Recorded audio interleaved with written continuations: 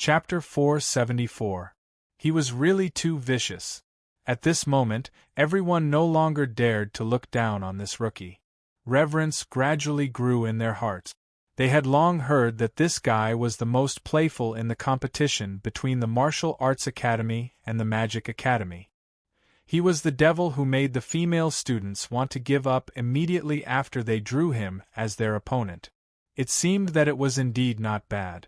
It seemed that his unconstrained thinking had been inherited and continued to be carried forward in battle tactics. In any case, this was a great blessing for their side. They had originally thought that they had no chance of winning and were prepared to die for their country, but now they suddenly knew that they still had a chance to live. If they couldn't resist, they could still escape happily without any worries. This was really too good. Thus, they all excitedly said in unison, "Commander Reynolds, let's go and prepare immediately." Reynolds stopped them and said, "Wait, don't rush. I still have things to tell them. And, good friends have come from afar. As the host, we can't be rude. On the night they set up camp, find a group of archers with powerful long-range attacks to welcome them. Fire some salutes from time to time. Let them have a happy night and not sleep so well. They can also be more friendly when they go on the field the next day. Also, ask people to go upstream and temporarily block the water source. Block it to the highest point and release it fiercely. They are travel-worn, so we have to let them take a bath. I just don't know if they all know how to swim." Reynolds had already entered the best state. He was invincible when he was black-bellied. His previous attitude of a newbie had also disappeared without a trace as his saliva flew everywhere. He continued to ramble. 2 days of preparation is a lot of time. Our barbarian warriors should also be free, right? Ask them to chop down more trees and put them on top of Lonling Highland. When the time comes, light a fire and let's have a barbecue together. Finally, collect the beans in the city. It is said that they have a lot of knights.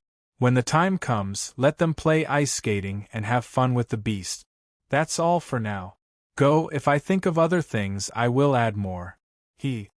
Everyone was dumbfounded and their scalps tingled. They really didn't know how this guy thought of so many vicious tricks.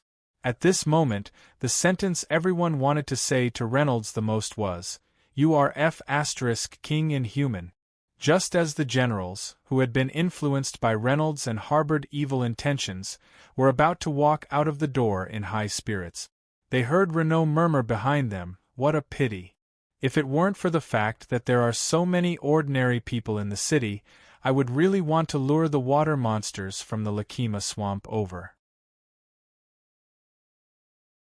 Based on the ratio of the number of people who would die under the magic beasts should be more on their side.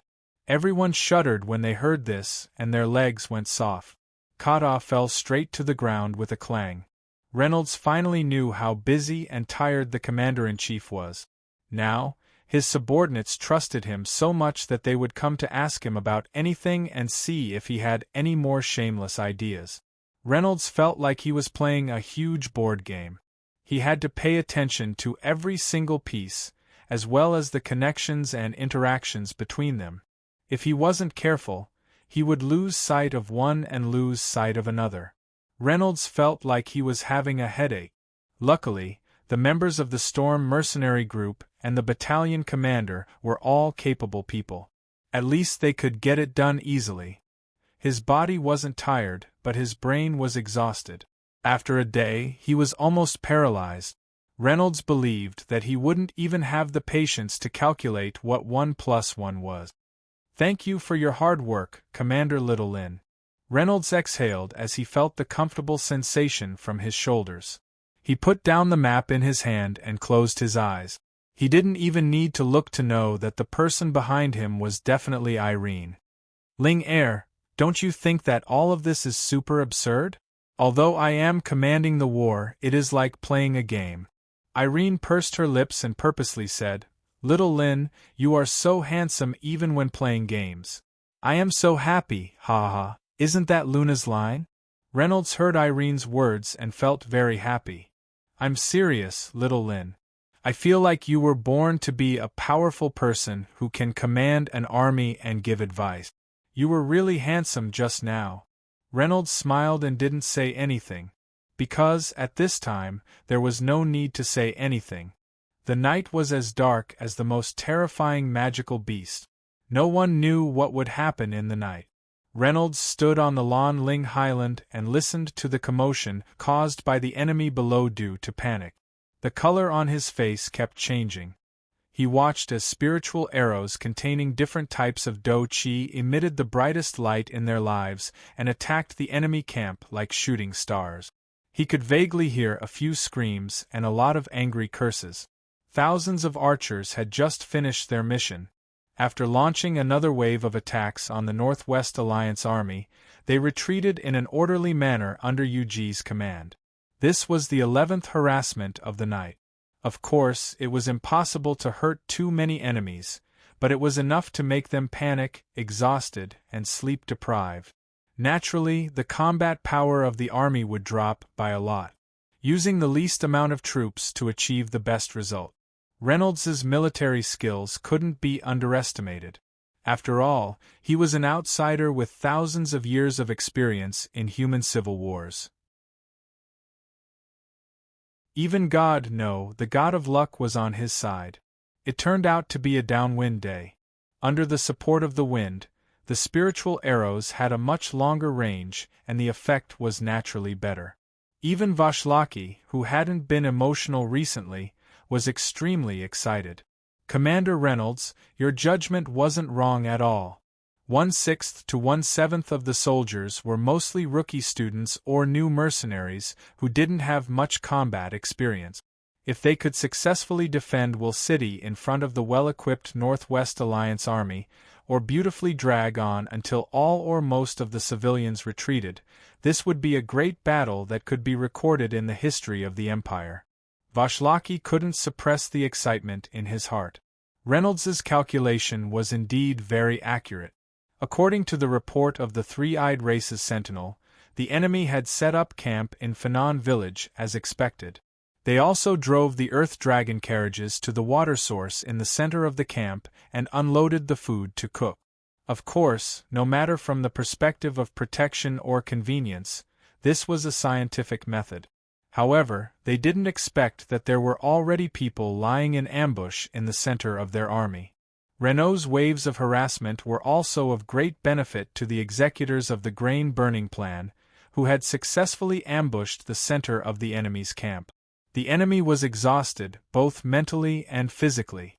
After so many rounds of attacks that were similar to scratching an itch, they also knew that Reynolds's people didn't dare to really launch a sneak attack. They relaxed and ignored it. When they relaxed their guard, the chances of success of the ambush greatly increased.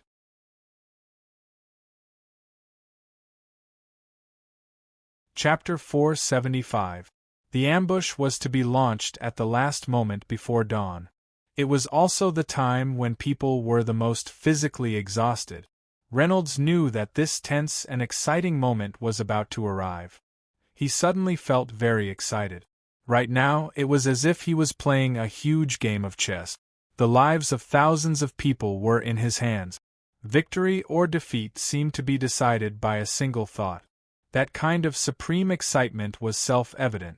As the personal bodyguard of the regiment commander, Irene stood beside Reynolds with a face full of emotions. Unlike the usual Reynolds who was always laughing and joking around, the Reynolds tonight looked like a wise commander who was strategizing and strategizing. His eyes were full of confidence, and a different kind of charm that made him worthy of being relied on and trusted spontaneously arose. The leader of the archer squad was Erin, who was also one of the chief of staff. She retreated from the group and walked up to Reynolds. Reporting, Regiment Commander Reynolds. Our plan to harass the enemy is going well. Reynolds looked at the familiar yet strange roommate in front of him. His face was as calm as an ancient well. He nodded lightly. Very good, Battalion Commander Shijun.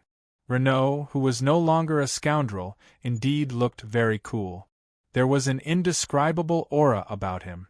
Eileen, who was used to his usual demeanor, had the same feeling as Eileen. She was really surprised.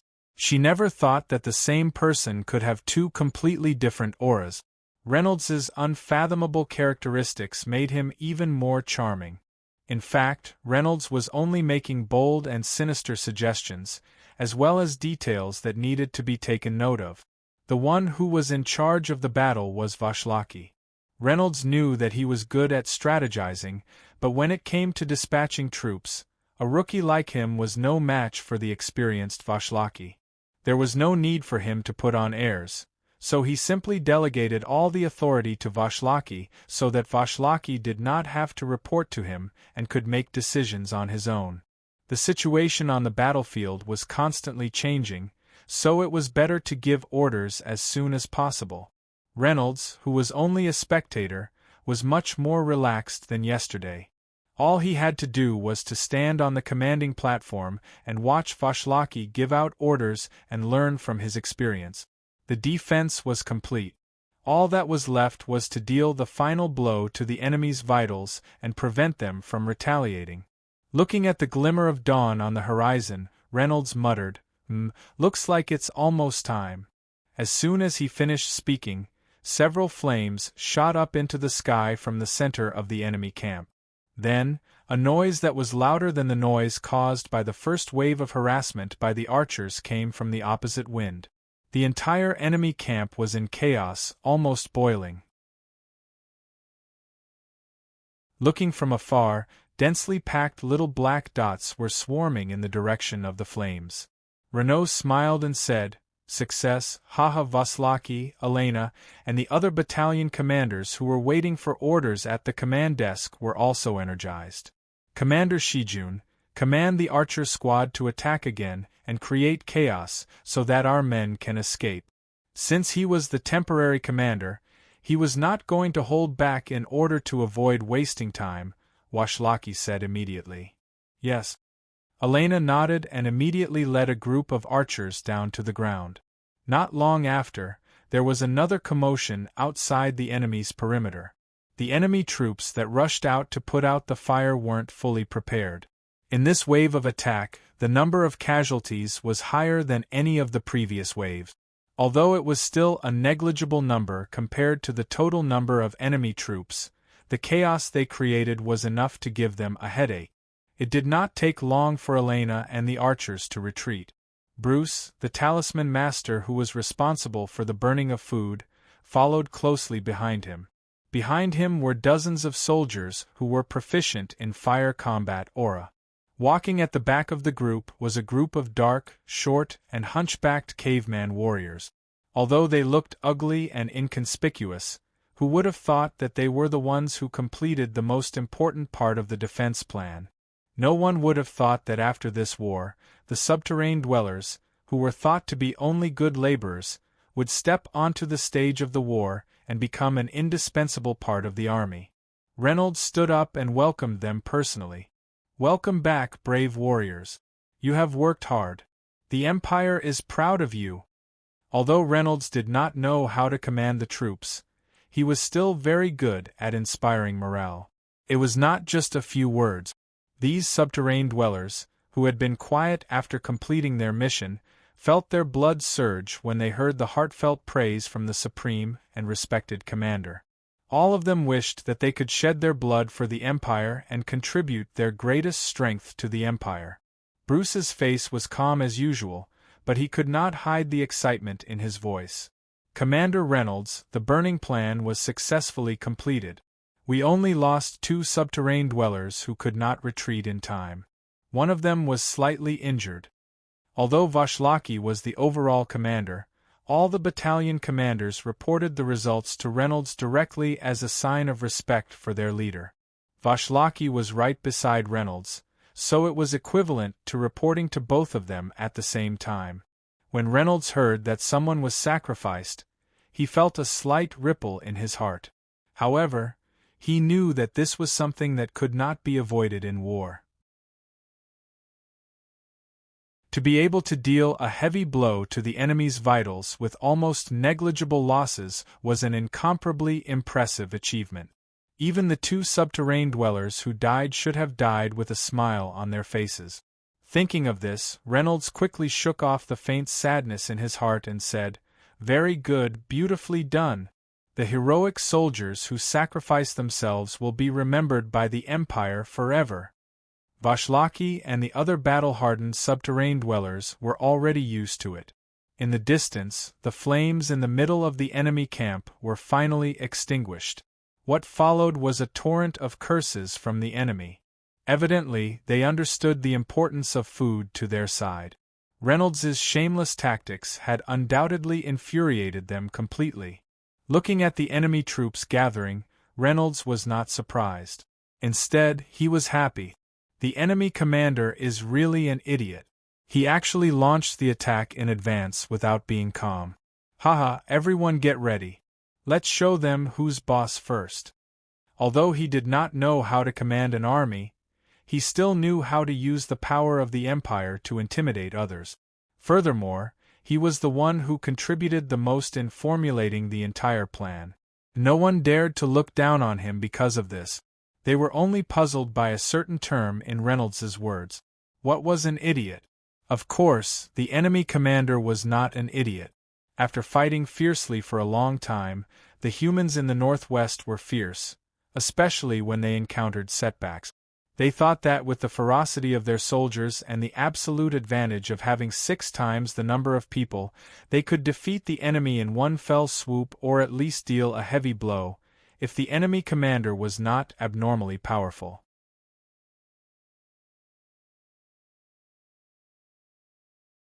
Chapter 476. The Northwest Alliance Army was angry but not in chaos. Their formation was still orderly. After all, they were an army that had been trained for a long time. Their discipline was strict and could not be compared to a motley crew. As the first ray of the morning sun descended on the earth, the horn for the charge finally sounded. Charging at the front was a group of about 2,000 knights. Whether it was charging or defense, they were extremely strong. Their whole body was covered in heavy black armor, only their eyes were exposed.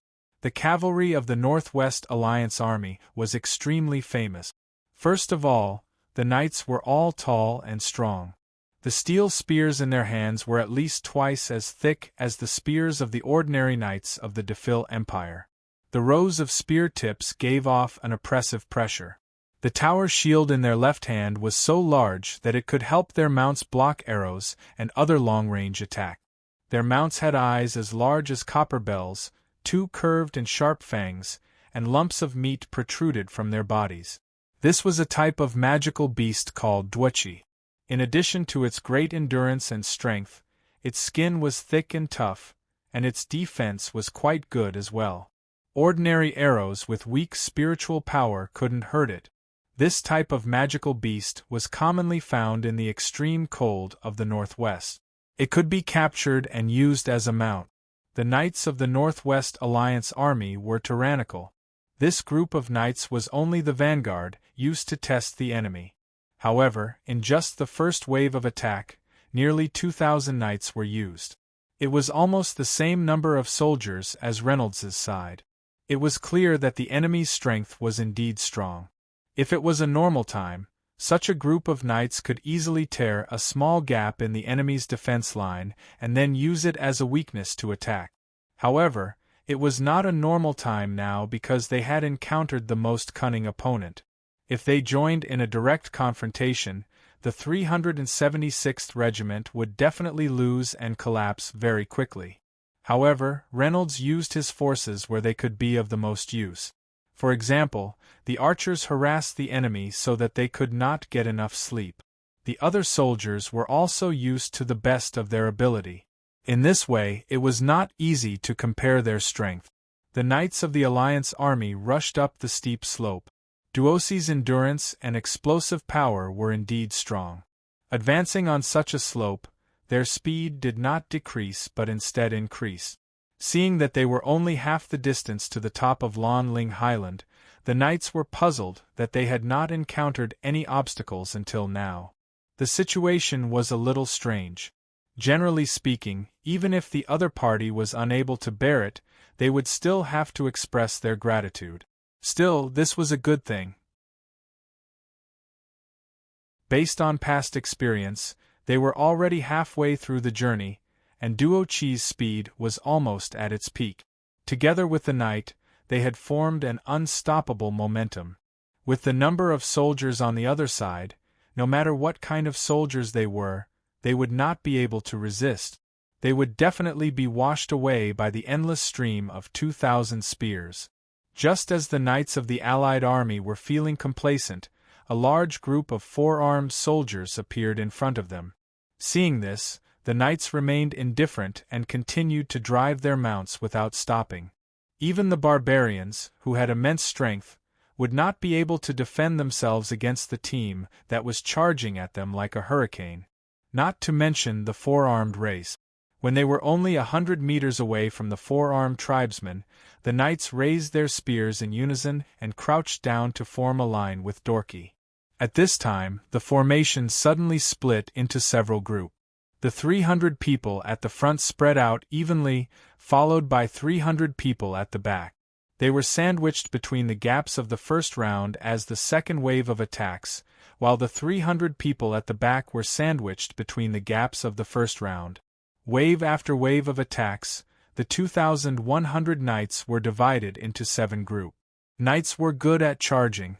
If their momentum was blocked, it would not be wise to engage in close combat. Charge, retreat, charge, retreat. It was the same, but it was the most effective. If the first wave of knights couldn't break through the enemy's defense line, they would retreat from the sides and wait for the next wave of knights to rush in, and then the next wave of knights. When the last wave of knights rushed in, the first wave of knights could speed up and launch the second wave of attack. This was the special flowing water impact of the Northwestern Alliance Army's cavalry units. It forced the defending side to meet force with force, enduring endless pressure until they collapsed. When they used this move, they were almost invincible when attacking cities and seizing strongholds. The knights soon discovered that the four-armed race did not take out thick shields or other defensive weapons, but rather a large basket in each hand. Just as they were puzzled, an overwhelming number of black dots sprinkled over. The knights did not know what kind of weapon this was, as if they had never heard of it before. The unknown was the most terrifying thing. Their hearts trembled. They did not dare to be careless and immediately raised their tower shields in front of themselves and Duo Chi. However, there were too many black dots.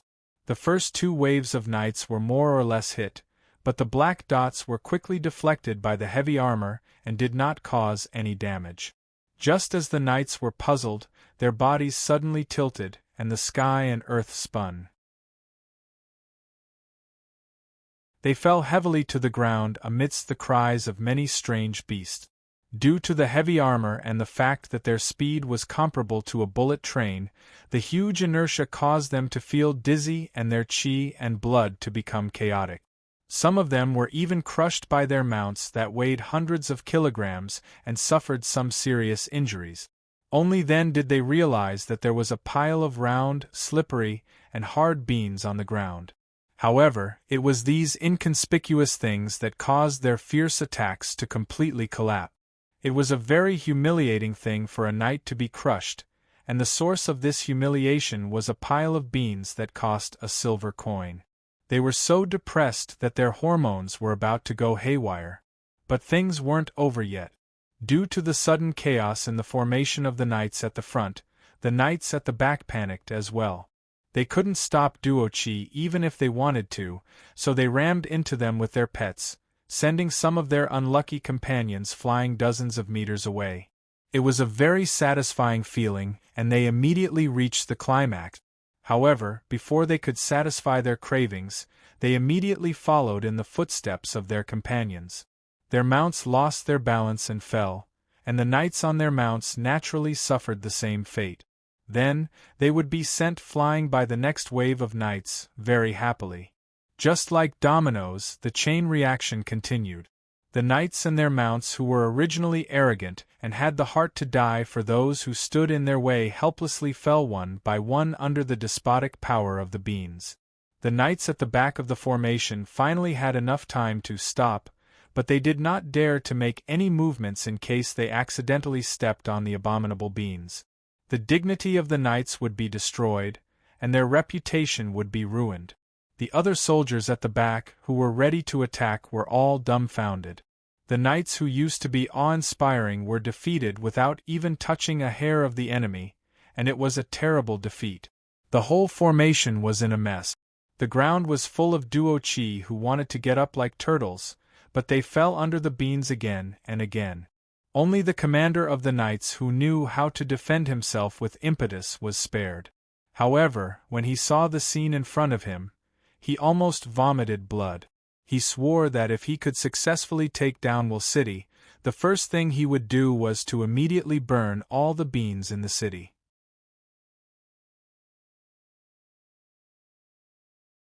Chapter 477. Seeing that Dorky was unable to get up again, the knights had no choice but to abandon their mounts and return to their own camp. Fortunately, they were wearing heavy armor with strong defense, otherwise they would be in trouble if a group of archers came. However, there were two sides to every coin. The knights quickly understood this truth, but it was a painful lesson. Many round logs that were burning red like charcoal were rolling down from Lon Ling Highland with thick smoke coming out of them. A large group of barbarians rolled down the logs. Kata, who loved to set fire, led a group of people who were proficient in fire elemental energy and quickly turned the logs red. He shouted pervertedly, "So cool! So cool!" The knights who couldn't escape in time were drowned by the firewood. Their heavy armor became a burden, and they couldn't use light body technique at all. As everyone knew, the heat transfer ability of steel was extremely strong. These knights were trapped in their heavy armor and were roasted alive.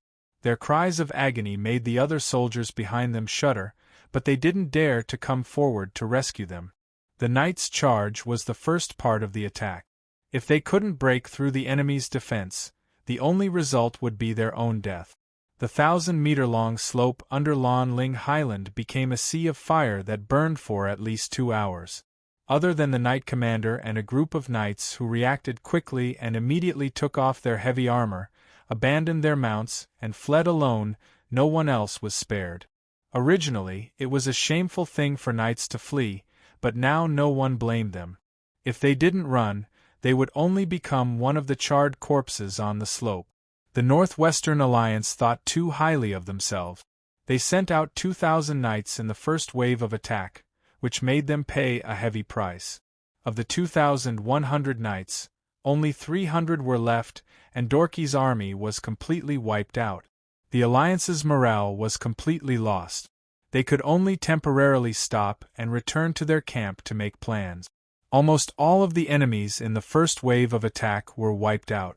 On their side, other than a barbarian who accidentally burned his hand while setting the logs, there were no casualties. This result was definitely worthy of pride and excitement. Without a doubt, it was a classic battle in the Empire's war. Everyone on the Lon Ling Highland was so excited that they clapped their hands in celebration. At this moment, the enemy was already discussing the next attack plan, and the most important task was to deal with those hateful beans. The Northwestern Army was no fool. They quickly came up with a solution. Knights, barbarian warriors, boundary masters, and other defensive units covered a group of water mages. Slowly, they turned the hard ground of the slope into mud. The countless beans that rolled down the slope either stuck to the ground or sank into the soil. Doki was no longer able to slip when he stepped on them, and they could even defend against the rolling firewood to a certain extent. Reynolds also knew that such a simple tactic wouldn't work for long, so he symbolically sprinkled some beans. Seeing that it didn't work, he gave up. The real hand-to-hand combat had also begun at this moment. Taking advantage of their geographical advantage, Reynolds' side still had the upper hand. However, they were at a disadvantage due to the disparity in strength. Coupled with the fact that the enemy had no regard for their own lives, the knights, barbarians, and stone golems, all of which were strong in offense and defense, rushed forward. No matter how good Vashlaki's ability to rotate his soldiers was, in the end, he still could not hold them off. After a day of intense fighting, Lonling Highland was slowly swallowed up by the enemy. However, the enemy was so crazy that casualties were not a problem. The corpses piled up like a mountain on Lonling Highland. They were dyed in a ghastly red color, and they all died in different ways. It was too horrible to look at. Some were burned to ashes, some were crushed into meat paste by rocks, some were invaded by wood spirits, some were bleeding from their 7 orifices, some were killed by wind blades, and some were shot into hedgehogs by arrows. There were all kinds of bizarre and strange things. After all, these ordinary soldiers couldn't be compared to masters with spiritual power. Many of them didn't even have the chance to take a recovery pill before they lost their lives. The ground was littered with severed limbs, internal organs, and intestines. The strong smell of blood wafted through the mountain wind, making people want to vomit. The battle that was carried out practically stepping on corpses made Reynolds experience the cruelty and desperation of war for the first time. Lives were as cheap as grass. They were harvested by Azrael's scythe without any resistance. However, he couldn't sympathize with them. The soft-hearted usually died faster. The enemy's knights were only a few hundred meters away from the top of the highland. Under the cover of the archers' and mages' long-range attacks, Vaslaki had no choice but to give the order to abandon the battle point. Everyone quickly retreated back to Will City. It was very rare to be able to force the enemy to the point where they didn't care about the cost. The enemy lost at least 1/10 of their men, while their own side lost about 1/30. After the enemy occupied the Lonling Highland, they didn't have the time and didn't want to chase after them again. Furthermore, after a day of chaotic fighting, they were extremely tired. It was impossible for them to take down Will City, which was protected by the city walls. It was better to rest for the night and fight another day. This time, the Allied forces were extra careful. They dug almost 3 feet into the ground to prevent the food from being destroyed again. After burning the food yesterday, they could only save a pitiful portion of it. There were also a few piles that were close to the soldiers' quarters. The attackers were afraid of alerting the defenders, so they didn't burn them in time and survived. There weren't many disturbances at night. After all, Renault's side had given up the advantageous terrain and didn't dare to leave the city so easily. They didn't want the archers, who were already few in number, to die under the enemy's counterattack. Therefore, the Allied forces of the Northwest Alliance were able to sleep well. However, when they arrived at Will City the next day, they almost fainted when they saw the scene in front of them. All the city gates were blocked by large piles of rock. They had only heard of defensive battles where the city gates were closed or a large number of people were sent to guard the city gates. They had never heard of a situation where one's own city gates were sealed. This was clearly a complete disregard of the rules of the game. The Allied forces of the Northwest Alliance were so impressed that they almost prostrated themselves on the ground. Almost everyone's mother and other female relatives of the person who came up with this plan 100 times in their hearts. Left with no choice, the barbarian soldiers could only foolishly put on their heavy helmets and run out of the barracks in large numbers. They wanted to move the rocks away from the bottom of the city, while the archers and spellcasters kept shooting long-range spells to cover their work. But this time, they miscalculated again. When the barbarians with strong defense ran halfway, they found that they didn't run into wind blades, spiritual arrows, fireballs, spears, or swords. Instead, they ran into a flood. Renault had already ordered people to build the dam upstream of the main river, and the water level rose to the peak of a flood.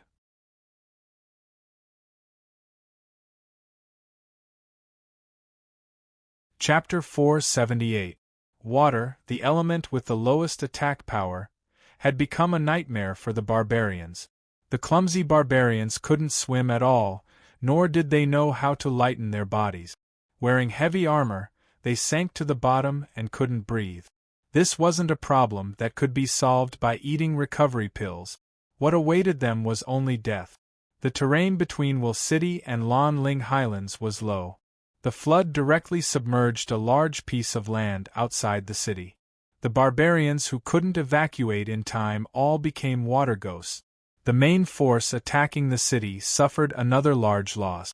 This was undoubtedly another blow to the head after the bean tactic. The blow was so heavy that the Northwest Alliance army wanted to go crazy.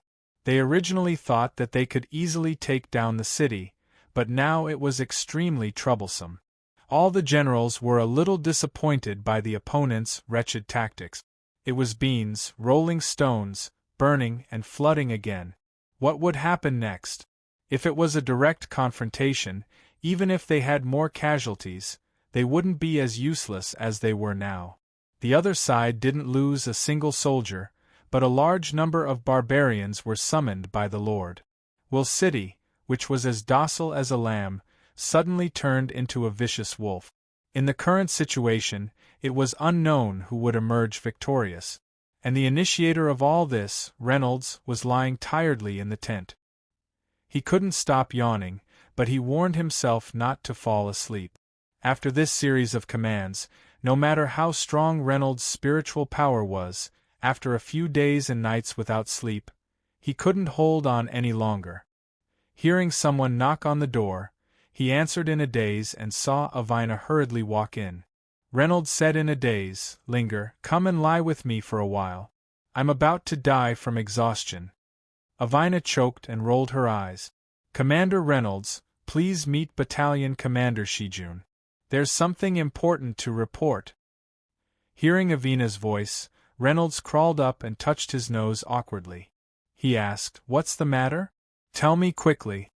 Avina didn't know if it was out of helplessness or something else. She said, "Come with me and you'll know." When Reynolds stood on the wall, he found that the flood below the city had subsided a lot. He then saw the soldiers of the Alliance army digging canals to divert water. If the city was always flooded like this, their attack wouldn't have been launched. Reynolds laughed and said, "These guys have some tricks up their sleeves. They even learned from you the Great."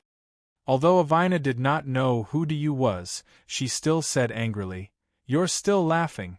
Although you've dealt a heavy blow to their knights and barbarians, it's said that the enemy has a large number of earth mages, at least 1,000 of them. Even though we drowned a large number of barbarians and greatly delayed the siege, with such a large number of earth mages, it would only take a day for them to work together and use the earth manipulation spell to control the earth and rocks below the city walls and build a small slope that could reach the top of the city walls. By then, we would be in trouble." Vashlaki nodded. "Not bad indeed. I didn't expect them to have so many earth mages. This is going to be troublesome. Commander Reynolds, do you have any suggestions?" Reynolds said unconcernedly, "Then why don't we just get rid of them?" Vashlaki smiled awkwardly and said nothing. Avina rolled her eyes at him. "Commander Reynolds, it's easy for you to say. Everyone knows the importance of mages. They have the knights and a group of barrier masters to protect them. Also, they can cast spells from afar from 60 to 70 meters away. Even our archers wouldn't be able to do anything to them at such a distance. Knights and boundary masters would be able to nullify almost all of their attacks, unless it was close combat. But we wouldn't do something so stupid, right? If the same element was used as the medium, many mages would be able to cast spells from afar, and the earth mages were undoubtedly the most convenient." Reynolds said casually, 60 to 70 meters? No problem. Advisor Avina, Advisor Vashlaki, just wait for a good show. Leave these people to me. Tell the archers to be ready. They'll have a chance at any time." Avina and Vashlaki were a bit confused by Reynolds' confidence. Although they did not know what Reynolds had in mind, they were relieved. Avina knew that Reynolds' storm kill was very powerful, but it was impossible for it to kill thousands of mages. Even if Randolph came in person, it would take him a lot of effort to kill thousands of mages in one go. Reynolds' storm kill was just a half-baked skill. Just as Avina and Vashlaki guessed, after the water was drained, the Earth Mages under the protection of the Knights and the Barrier Masters started casting spells from 60 to 70 meters away. At first, there were only 600 of them, but soon there were 800 of them. Due to the strange tactics of the other side, many unexpected incidents had occurred, causing the progress of the siege to be much slower than expected. The Northwestern Alliance army felt the urgency of the situation and could not wait any longer. Moreover, they could not think of any other dangers that could come their way. However, an unexpected danger was no longer a danger. Just when the number of magicians reached 800, a sudden change occurred. It wasn't the threat of the enemy's archers, nor was it the fire, rolling rocks, or flooding. These tactics were now useless. The explosion happened almost without any warning, and it was a series of explosions. 60 to 70 meters away from the city wall, it was right under the feet of the magicians. Although the knights and boundary masters with strong defensive abilities suffered light injuries, the weak bodies of the magicians could not withstand such a heavy blow. They were blown up into the sky like paper harriers. Out of the 800 people, 500 were immediately killed or injured. The archers on the city wall who were already prepared took the opportunity to fish in troubled waters. After a flurry of arrows, at least 3 to 5 meters away from the city wall were blown up. The magicians who did not die but did not receive the timely protection of the knights and boundary masters became hedgehogs. The soldiers of the Northwestern Alliance army stared at each other in shock. Their minds were filled with question marks. What kind of strange and terrifying skill was this? To be able to bury it underground and then detonate it from afar, wasn't it too miraculous? If Reynold knew what they were thinking, he would laugh out loud. Let alone landmine warfare, they probably didn't even know what landmines were. They were buried underground with magic elements. After a certain amount of time, they would be detonated when the mental strength was exhausted. This was what Reynold had arranged for the mages in advance. Raising the Apocalypse bracelet, Reynold condensed his mental strength and shouted, "Storm kill!" In an instant, a thick tornado swept toward the Northwest Alliance's troops in the distance. The Northwest Alliance's troops, who did not know what the hell it was, hurriedly raised their shields to block. But this time, not to mention the mages, even the heavily armored knights were blown up into the sky with their mounts. In addition to the few who bore the brunt of the attack, dozens of knights a few meters away from them also met the same fate. They were sent flying high and then fell to the ground. It was unknown whether they were dead or alive. Seeing that the remaining survivors were scared out of their wits and were running further and further away, Reynolds did not use Maelstrom Kill again. First, the distance was not enough. If the storm could not reach the enemy, it would automatically dissipate. Second, using this skill consumed a lot of mental strength. After another 3 days, the Northwest Alliance's cautious and steady troops finally took down Will City with great difficulty. But what they found was an empty city. The so-called empty city meant that there was not a single person in sight. All the food and other useful supplies had been burned to the ground. The raging fire soared into the sky, blooming with a mocking light. The entire sky above Will City was shrouded in thick smoke. After painstakingly scheming, the destruction of their food supplies, the fire, flooding, rolling rocks, explosions, and other hardships, the casualties that were several times greater than the enemy's, they finally got a ruined city? The Northwest Alliance's commander was about to cry. Meanwhile, Renaud, who had successfully resisted for 4 days and managed to get all the citizens of the city to evacuate, had long since led the warriors of his 376th Regiment to embark on the path of retreat in high spirits.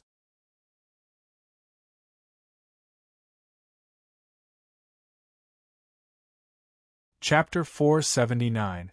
Reynolds was sleeping. He dreamed that he had returned to Earth and everything was peaceful.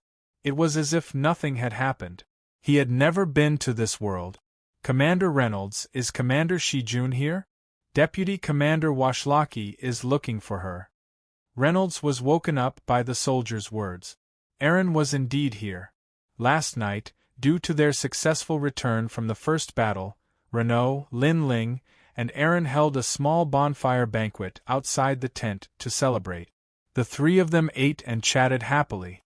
Unknowingly, the three of them fell asleep outside the tent. Reynolds couldn't help but smile when he saw Lin Ling and Shijun sleeping in different positions. He nudged Aaron and said, "Wake up, Washlaki is looking for you." Aaron woke up unwillingly, but it was her most respected commander after all. She hurried over without hesitation.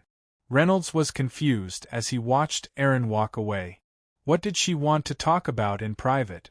The bad feeling he had when he left the Chang, an academy dormitory, suddenly emerged from the bottom of his heart. When Aaron returned, her face did not look too good. Her previous joy was gone. Reynolds's heart skipped a beat. Shijun, did something happen? Did the enemy change, and the Alliance army is chasing us? Aaron forced a smile. No, don't think too much. Even a blind person could see that she had something on her mind. Judging from the army's unhurried situation, it had nothing to do with the Alliance army, so it could be a private matter. Did something happen in Shijun's family? Back in Chang'an Academy. The two of them had talked through the night more than once, sharing their feelings in secret. Aaron didn't tell Reynolds the truth about her cross-dressing, but she did tell Reynolds that she was from a big family. Reynolds also hid some of his true identity, only saying that he was from the Babika Empire. The more he thought about it, the more likely it was that Shijun's family had been sacrificed in the war. If they were working together, Washlaki would not have asked her to work alone. At the very least, he would have respected her. Reynolds calmed down a little. After all, it was not a good idea to ask too much about such unpleasant things. Reynolds could only say, "Oh," and did not say anything else. When Reynolds and Lin Ling met the others, he found that they all looked a little strange. Most of them glanced at him intentionally, especially Kata, who didn't know how to hide his emotions. Reynolds was a little uncomfortable. He touched his forehead and asked, "Is there a flower on my face?" Kata and the others laughed awkwardly. If they joked like this, the atmosphere would be much more relaxed, but today was an exception. Reynolds felt that their smiles were forced, which made it even more awkward. In the end, Reynolds coughed and said, "Deputy Washlaki, let's go." "Commander Reynolds, I think we don't have to leave for the time being." Washlaki was still as calm as ever, as if he would not frown even if the sky were to fall. Why? Reynolds was puzzled. Last night, the regiment's signaler received an urgent order from Commander Hank. He told us to stay here and wait for the main army to meet up. They'll be here by noon. Reynolds frowned. Is that so? As the 376th Regiment was a hodgepodge, there were not many regular soldiers. Rookies and academy students who were temporarily recruited made up the majority. These people were recruited because the Empire was in dire need of manpower and had no choice but to do so. Thus, the order Reynolds had received earlier was to immediately bring the entire regiment back to the Empire to continue training once the reinforcements arrived. If a large number of talents with potential were to be sacrificed for no reason on the battlefield due to a lack of experience, the losses would be great. Why did the order change? Furthermore, the person receiving the order wasn't him, the regiment commander. Did the Empire think that he was just a half-timer and that Washlaki was the real leader of the army?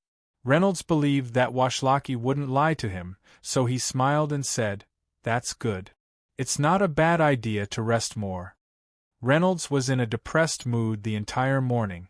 Logically speaking, after completing the mission with glory, he should be very relaxed and happy. However, he just could not feel happy. Washlaki and the other generals were more or less a little isolated.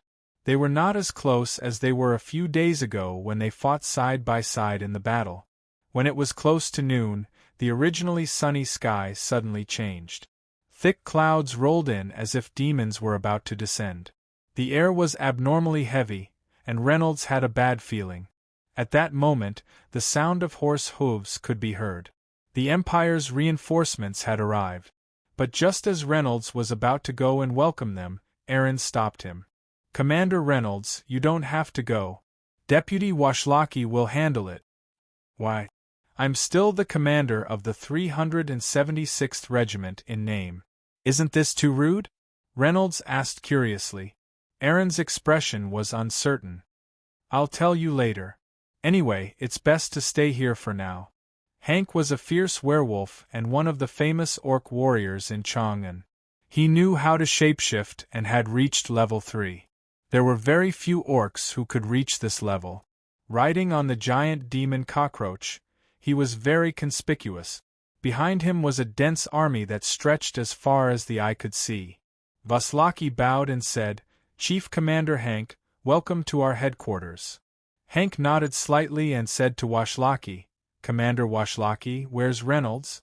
Have you captured him?" This sentence was earth-shattering.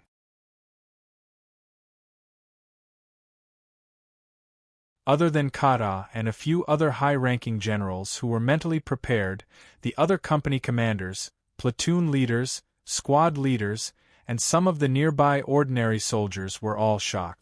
Although Washlocki had been the one in charge of dispatching the troops these days, everyone knew that the young commander was the one who came up with all the ingenious plans. If it weren't for him, not only would they not have been able to evacuate all the citizens of Will City, they would have had to sacrifice themselves for the Empire. It was mostly thanks to this commander that they were able to complete the mission and survive. Why would a leader with such outstanding achievements be punished? Washlocki took a step forward. "Commander Hank, I don't understand why the higher-ups would issue a warrant for his arrest, but I can guarantee with my integrity that Commander Reynolds is a competent leader. There must be some misunderstanding." In fact, in the contents of the secret order he received, there was another part besides ordering the troops to stay put. He was to immediately take over the position of commander of the 376th Regiment and capture Reynolds.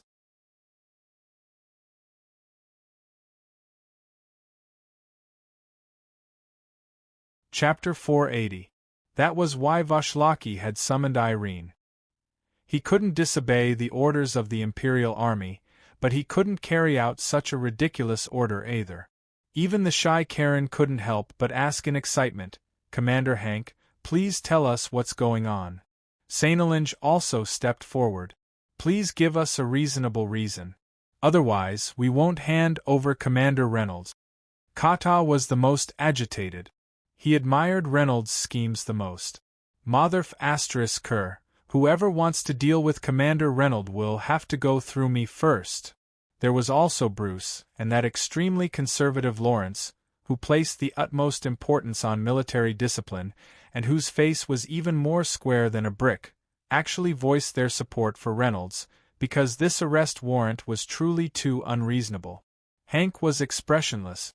"I'm just following orders. If you have any questions, we can talk after we bring Reynolds back." After saying that, he waved his hand, and a dozen people silently walked out from the crowd. They were all wearing black cloaks, and they stood there without any signs of life. The cold aura of death was almost suffocating. It was a smell that could only be cultivated after killing countless lives. Without exception, these people had the symbol of the Grim Reaper engraved on their left shoulder. They were holding blood-red scythes, and the skull's mouth was slightly open as if it was sneering eerily. It was so lifelike that it made people feel uncomfortable when they saw it. What was even more frightening was what this symbol represented: the Empire's Grim Reaper hunting group. They specialized in hunting down or arresting people who had committed heinous crimes and caused great harm to the Empire's interests. Washlocki and the others were shocked when they saw the Azrael hunters. Washlocki knew that there was no room for negotiation. They didn't want to bring Reynolds back for interrogation, but to kill him. "Commander Hank," Washlocki said coldly, "if that's the case, I have no choice but to offend you." A ball of cold air appeared in his hand. Kata and the others drew their weapons at the same time. "Washlocki, Hank said angrily. "How dare you disobey orders?" "I just want to seek justice for Commander Reynold," Vashlaki said nonchalantly. He had heard about the grudge between Leon and Reynold. He knew that this had something to do with Guise. If there were no accidents, the 376th Regiment would have been wiped out in the battle against the Northwestern Army. Guise had appointed Reynold as the commander to avenge his personal grudge. Now that the 376th Regiment was safe and had even made a great contribution, Guise couldn't let this thorn in his side continue to be in the limelight. That was why he issued the order to arrest Reynold.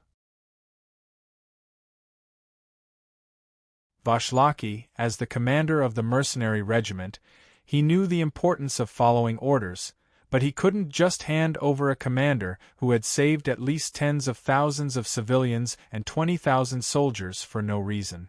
A dazzling rainbow light rose from Vashlaki's hand, and it was especially dazzling in the dark sky. Hank's face changed. He knew that the signal flare at such a crucial moment meant something special. He waved his hand and said, "Anyone who disobeys will be killed together. Don't move on them." Even though he had to take Reynold down no matter what, he didn't want to start a war with his own army.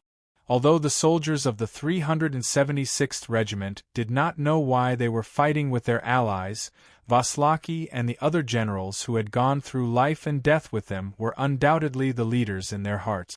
Furthermore, most of them were rookies who had not undergone any training.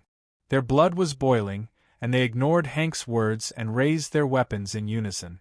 "Everyone, listen up," Vashlaki said calmly. "Don't move." Even though he wouldn't hand Reynold over, Vashlaki couldn't fight with all of them. Since Hank had set the rules of the game and didn't want to use the rest of his forces, he would follow the rules. At the back of the camp, Aaron and Renaud had also seen the signal flare in the sky. Renaud frowned. "What the hell is going on, Chief Staff Aaron? You must be hiding something from me." Aaron's face was ashen. She took out a scroll and stuffed it into Reynold's hand. "Reynold, take Lin Ling and run along the route on this map. You're wanted by the entire Empire. I'm afraid there's no place for you in the entire Tang Empire." "What?" Reynolds was dumbstruck when he heard that. The torrential rain continued to fall. The sky was like the belly of a dead fish, dark and gloomy. Everything in front of them was hazy. However, in such a torrential rain, there were two figures riding on strange living aquatic beasts, rushing through the rain and hurrying on. Reynolds' mood was as bad as the weather. He was now the sinner of the entire Tang Empire. He was even the public enemy of the entire Southeast China. His crime was treason and being an enemy spy. He abandoned the city and escaped when the defending army was still strong enough. This caused Will City to fall and the Empire to suffer heavy losses. Fortunately, the reinforcements came in time and fought valiantly to take back Will City. This crime made Reynold want to vomit blood, but he couldn't defend himself. Not to mention a small regiment commander like him, even many of the upper echelons of the Great Tang dynasty had been pinned with groundless crimes. And these people were all Guise's enemies or important figures under his enemies. The incident happened so suddenly that the military power of this war was temporarily in Guise's hands. As the president of the alliance, he was indeed the best choice. Guise's enemies couldn't object to this and were at his disposal.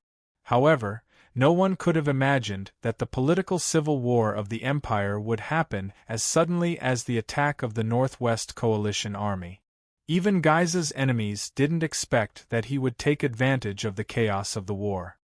He either sent his enemies into a trap like the 376th Regiment to kill them with a borrowed knife, or wantonly distorted the facts and used this temporary military power to take action.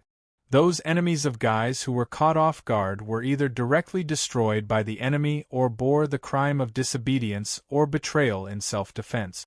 The people in the war were in an unusually chaotic state.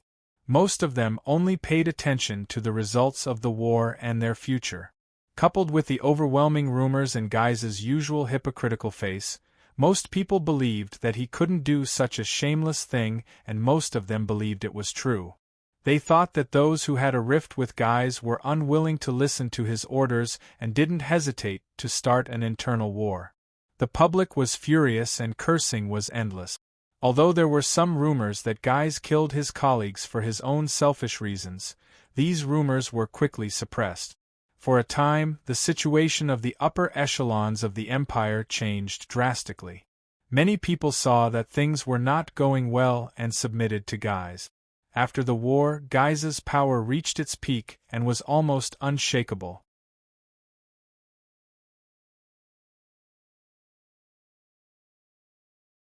Chapter 481. Reynolds underestimated Guy's. In addition to endurance, he also had ruthless and poisonous means, and he was willing to do anything. The Azrael hunting group was originally created according to his idea. The purpose was to eliminate the pests of the empire. However, this time they didn't eliminate the pests of the empire, but the pests in Guy's eyes. Some of Guy's opponents, who were quite popular and not easy to slander, were directly killed by the death god hunting group ambushed in the army. The timing of Guy's thunderous attack was also very good.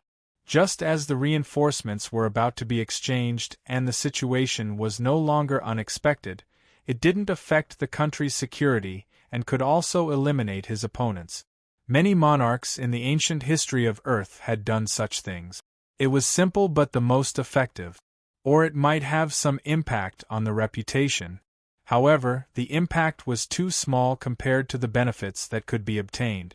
This old fox was ruthless enough. The relaxation of people's psychology, the timing of the attack, other than tearing off the mask and losing a little popularity that didn't affect the overall situation, everything was almost perfect. At the beginning, Reynolds felt that he was very wronged. However, after knowing the huge change in the empire, he was helpless. To the large number of high-ranking people who were killed unjustly, he was just a little worm. If it wasn't for the fact that he injured Leon, Guy's wouldn't even care about a dispensable small person like him. It was just that there was one more, conveniently. It was the other high-ranking people who were buried with him. Otherwise, he wouldn't only send a dozen members of the Azrael hunting group. The only thing that made Reynolds unhappy was that because of Guy's, he actually had no place to stay in the Tang Empire. After all, Reynolds even treated this country as his own. This was already the 7th day of fleeing. Reynolds was a little tired. Needless to say, Irene was also a little tired. If it wasn't for the summoned apostles to help them split the route, she would have collapsed from exhaustion. Everyone's eyes lit up, and they discovered that they had already left the savage forest. They were standing on top of a cliff, and a vast and boundless sea appeared before their eyes. Far away from the coastline, a city could faintly be seen in the rain. Reynolds let out a carefree laugh and sat down, panting heavily. He said, "The two of us are running for our lives like this. The four of us are our home. It doesn't seem bad." Aaron looked at Reynolds worriedly. "Lindy, are you okay? Why do you look so tired?" Reynolds shook his head, telling Irene not to worry. At the same time, there was also a question in his heart. Why did he get tired so easily? It was as if his life was constantly flowing away. However, the situation was critical, so Reynolds didn't think too much about it. He said, "Linger, let's rest here for a while." Eileen nodded and sat down. He had not done anything wrong to the Great Tang. He, who had saved tens of thousands of people, had a clear conscience. The civilians of Wool City, who had survived because of his life, did not dare to speak up even if they were forced by Guy's tyrannical power. However, deep down in their hearts, they were definitely grateful to this former commander of the 376th Regiment. Thinking of this, Renaud shook off all his dejected emotions. Feeling refreshed, he took out the magic map that Avina gave him. "In half a day at most, we will reach the jurisdiction of Dara's inner harbor and take a boat to Aquilan, the island nation. This is the place that Miss Avina wants us to go. Other than Tianluan, both sides of the ocean were involved in the war. Other than the countries with clear standpoints, there was a small group of special forces on the continent. They had no conflict of interest with any side, or the conflict was minimal. Therefore, they chose to remain neutral. After the Northwest Coalition Army and the Southeast and Central Coalition Army failed to rope them in, they did not forcefully invade them to avoid resistance or forcing them to join the enemy camp. As a result, these neutral countries managed to avoid being affected by the flames of war and continued to operate as usual. For example, the Empire's Aquiline was one of them, and it was also the place that Reynolds could rely on. He who had betrayed the mainstay of the Tang Empire was also spurned by the Tang Empire's allies. If he went to them, it would still be a dead end. It was not that Reynolds did not think of the distant eastern countries, for example, the even more distant Jixia. However, the journey was really long and endless. Most importantly, the journey was extremely dangerous, and he did not know what kind of encounter there would be. Reynolds did not dare to take this risk with Eileen. His strength was still not strong enough to dominate the entire king's world. At least, the gap between him and Athena and Diaochan was still unbelievably large. The port of Dara was one of the important trade centers of the neutral countries, and its status was very special. The Northwest Coalition Army and the Great Tang did not dare to openly use force on its territory, and at most, they would send a small group of people to assassinate fugitives. If Reynolds went there, his safety would be greatly increased. The people of Azrael's hunting corps were extremely adept at tracking, and they were like maggots that followed one's bones, making them very troublesome. Fortunately, Vaslaki and the others helped to block them for a while, and at that time, something strange happened. Azrael's hunting corps saw another Reynolds, fleeing in the opposite direction of their own escape route, diverting their attention and giving Reynolds precious time to escape. But who could that person be? Who would risk their lives to help him, and who had the ability to deceive the sharp eyes of Azrael's hunting corps? Reynolds could not figure it out no matter how hard he racked his brains. This continuous torrential rain had come at the perfect time, covering or diluting the scent of the fugitive. No matter how adept the Azrael's hunting corps were at tracking, they still had a headache. According to the reports of the several waves of scouting bee puppets that Eileen had sent out, they had not found any trace of the fugitives. These bee puppets had a maximum range of 100 li, which meant that Reynolds was at least 100 li away from the fugitives. Ships were leaving Dara seaport almost every moment, and if nothing unexpected happened, Azrael's hunting corps would not be able to make it in time. This was precisely why Reynolds could breathe a sigh of relief. The Great Tang and the Northwest Coalition Army were in a stalemate for the time being. The Great Tang had to adjust some of its systems according to the war, and there was still some internal political struggle that needed time to buffer. The Northwest Coalition Army, on the other hand, was fortifying the city in order to prevent a counterattack. Both sides had their misgivings, so for the time being, neither side dared to act rashly. "All right, let's go. We'll reach the port soon." Reynolds stood up, but at this moment, a warning sign suddenly appeared, and Reynolds instinctively dodged. A ball of black mucus flew past him and fell to the ground. Rainwater fell on it, making a sizzling sound, and the grass that was stuck to it immediately withered, as if its vitality was rapidly being sucked away. The familiar nature of spiritual energy immediately reminded Reynolds of a person, but it was also the person who was least likely to appear here.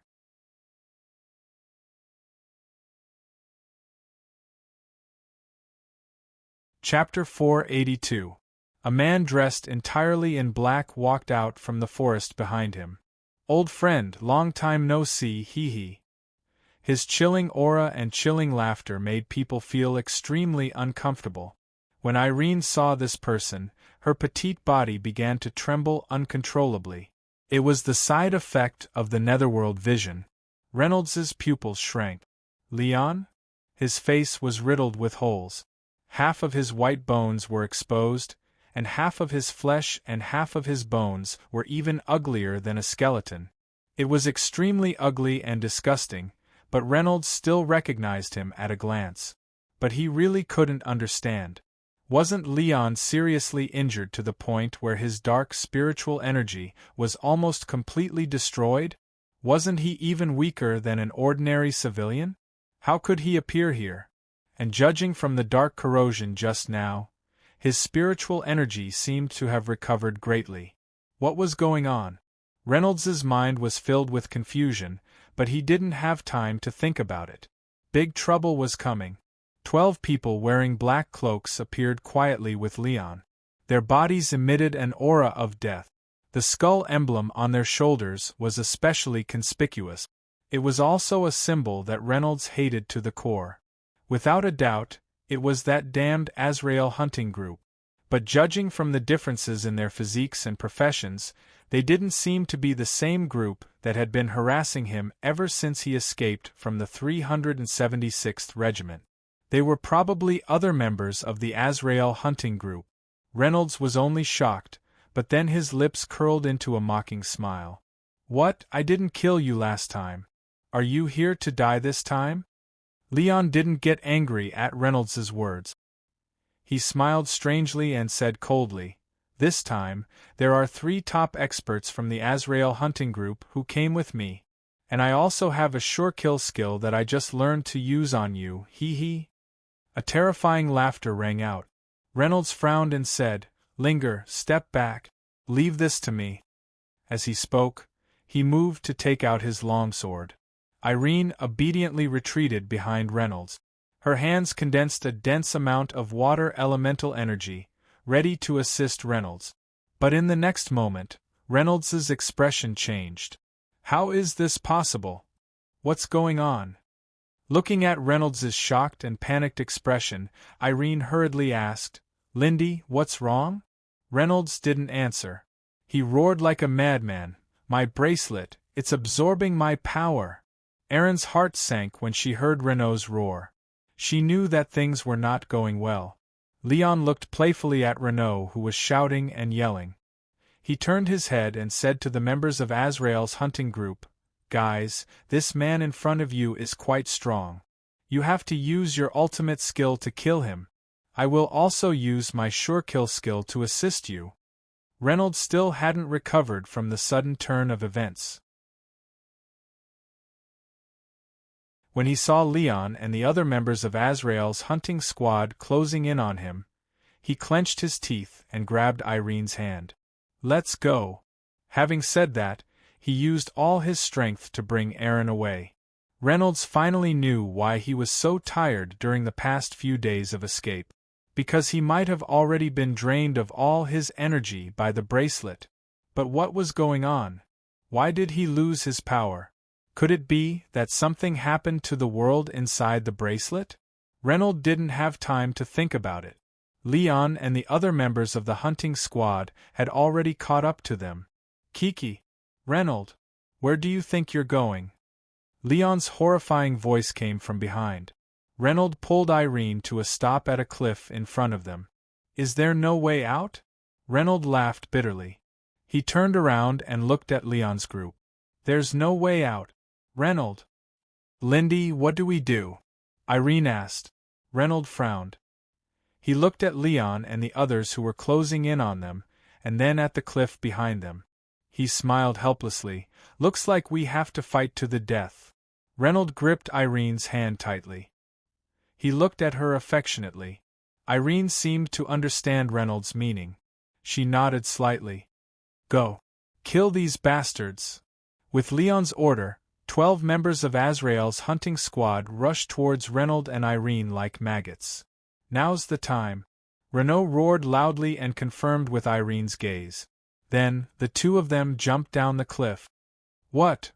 Leon's eyes were so red that they were about to bleed. He never thought that the two of them would choose to jump off the cliff. He shouted at the top of his lungs, Chase them? They won't die. The other members of Azrael said, Young Master Leon, we can't chase them anymore. We should go around to the other side of the mountain. That's the end of the cliff.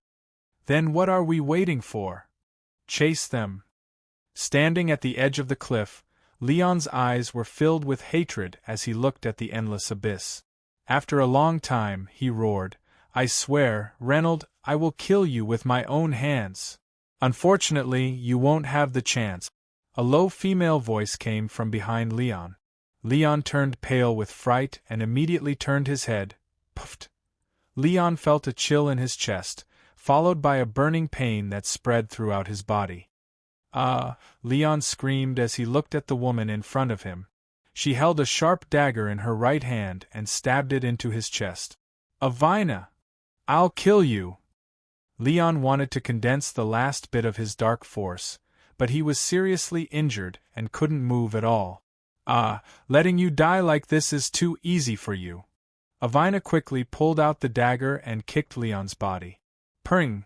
Ah! Along with Leon's screams, Leon gradually disappeared into the abyss. Avina worriedly said to herself, Reynold, I hope you're safe, sigh. After saying that, she put on the hermit's cloak and disappeared into the night once again. Do! The horn that signaled the arrival of the ship sounded. A large number of islands appeared on the horizon. The afterglow of the setting sun shone on the countless islands, as if they were inlaid with gold. This was the atmosphere of the island country Acolin. If they weren't forced to flee here and came here to play, this would be a very enjoyable trip. It wasn't Reynolds' first time out on the sea, but the ship this time was very strange. It didn't have any propellers, engines, or sails. It didn't have any of the basic things that ships on Earth had. More accurately, it wasn't a ship, but a strange creature called the sea worm. It was very large, like a small floating island. It had a hard shell like a turtle, but it was much flatter than a turtle shell. Walking on it was no different from walking on flat ground, so passengers couldn't feel that they were on the sea.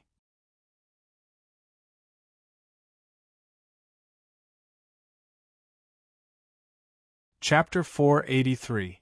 This kind of creature was not ferocious, it was even more docile than a cat and never got angry. It was also known as sea lizard. It was a convenient transportation tool on par with the lizards on land. The trade between land and sea developed frequently. The sea glutton played an important role. Other than the movement of the sea glutton, there were also dozens of small whale-sized sea beasts assisting it. Under the guidance of the beast tamer, they advanced towards their destination. Riding the wind and breaking the waves, their speed was even faster than the cruise ships on Earth. After spending only 8 days and 8 nights, they arrived at Acolin, which was located at the center of the Dara Inland Sea. The ship gradually approached the shore. It was a small island in the east. It was also Acolin's third-grade city, Vila. Every island in the Dara Inland Sea was a city of Acolin. Of course, the island country could not be compared to the vast land. The entire island country only had one supercity, which was also Acolin's capital, the largest island in the country, Spartacus. There were not many other first-grade cities, most of them were second- and third-grade cities. Reynolds looked at the beautiful place in front of him. His heart was filled with emotions. In the future, for a long period of time, or even forever, he could only stay here. Fortunately, the environment seemed to be pretty good. Outside, the flames of war were swirling. It was extremely chaotic, but Acolin was still so calm. It was not affected at all. It was like a pure paradise. The people were mostly talking about wine, money and women, not magic beasts, jobs, advancement and war. It was very similar to Earth. It seemed that Acolin, which was mainly used for trade, was a very casual city, very similar to Earth's style. A few days ago, Aaron and he were chased by Leon, and the two of them jumped off the cliff. Fortunately, Aaron's flying bird carried the two of them to a distant place, otherwise they would have fallen to pieces. After that, Reynolds was extremely depressed, not only because he had to flee like a stray dog. The main reason was that his Levi's strength had disappeared. He had lost his Levi's strength. Losing his strength, How could he survive in this king's mainland where the strong were respected? Welcome to Acolin, I hope that everyone can have a good time here. Sighing, Reynolds stopped, letting his imagination run wild, and looked towards the source of the sound. This was the first time he saw the legendary mermaid. No, in the king's mainland, they should be called the fish clan of the marine people. They were no different from mermaids. They had human heads and fish bodies. Their appearances were generally good, and their figures were quite graceful. Their bare shoulders were round and smooth. Her 2 arms were like lotus roots, and her chest was also covered with the essentials of a woman. She didn't wear any outer clothing, and only had some lotus seed pendants as undergarments to cover half of her private parts. Her long wavy hair also played a role in covering her private parts. It actually looked extremely sexy, because Reynolds actually had a trace of impulse, which made him feel very evil. Right, how did these mermaids produce the next generation? Renaud walked around the group of mermaids who were receiving the guests with questions in his mind. He only found a long fishtail, but there was no mysterious garden.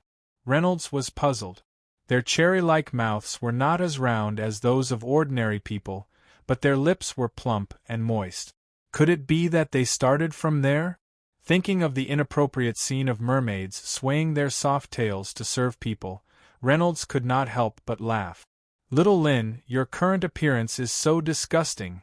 Seeing this, Aaron at the side quickly took a few steps away from Reynolds, causing Reynolds to touch his forehead awkwardly.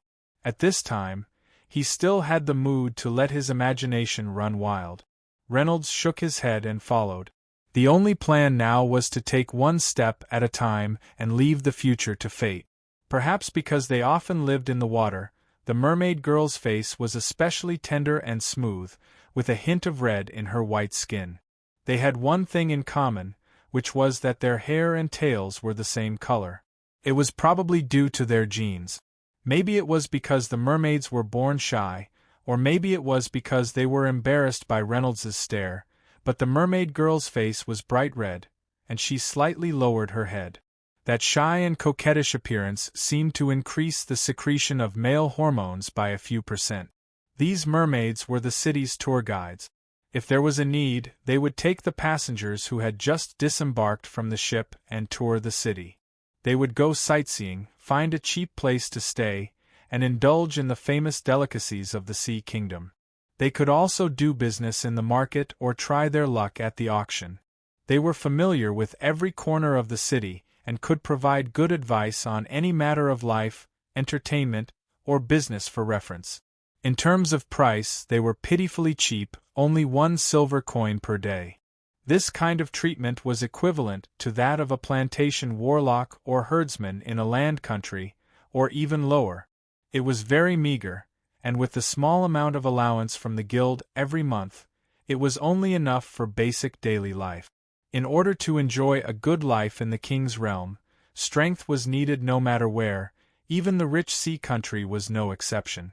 Because Acolin was a sea country, its food was mainly seafood, not agricultural crops. The scarce land was especially precious, and it was mostly used for building houses or business. If it was used for planting, it would be too wasteful. The sea resources were endless, so there was no need to neglect the essentials. Since it was his first time in a foreign land, he naturally had to understand it. Looking at the group of pitiful mermaids, with their shy and eager eyes, Reynolds didn't know which one to choose. In the end, he took a fancy to a mermaid girl with blue hair and a blue tail. She looked particularly shy, with her head hanging down to her chest, and the little white rabbit in her wavy hair was very plump. However, her childish face and particularly shy expression clearly showed that she was at most a young girl who had just come of age. She was not even an adult yet, just a little precocious. After all, the king's realm was not a paradise.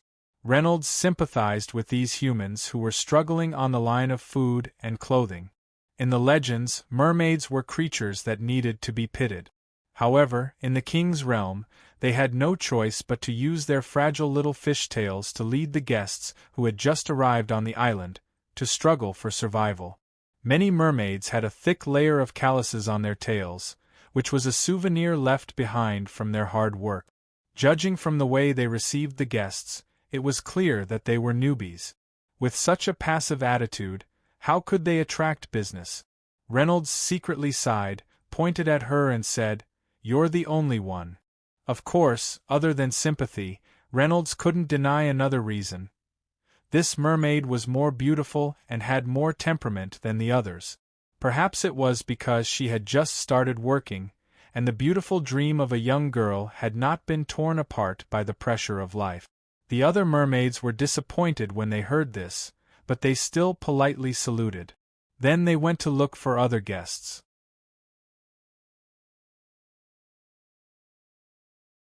Chapter 484. The blue-haired mermaid's face was full of surprise and disbelief. She didn't expect that she would be so lucky as to be selected on her first tour guide job. Many people waited for a day and still couldn't receive a single guest. She nodded hurriedly and said, "Thank you, sir." Her sweet voice was very pleasant, like a wind chime. "What's your name?" "Helena, sir." "Oh, okay. Helena, are you familiar with Valila?" As she had just joined the job, Reynolds had to ask clearly. Of course, even if she wasn't familiar with him, Reynolds wouldn't fire her immediately out of sympathy. At most, he would hire another tour guide.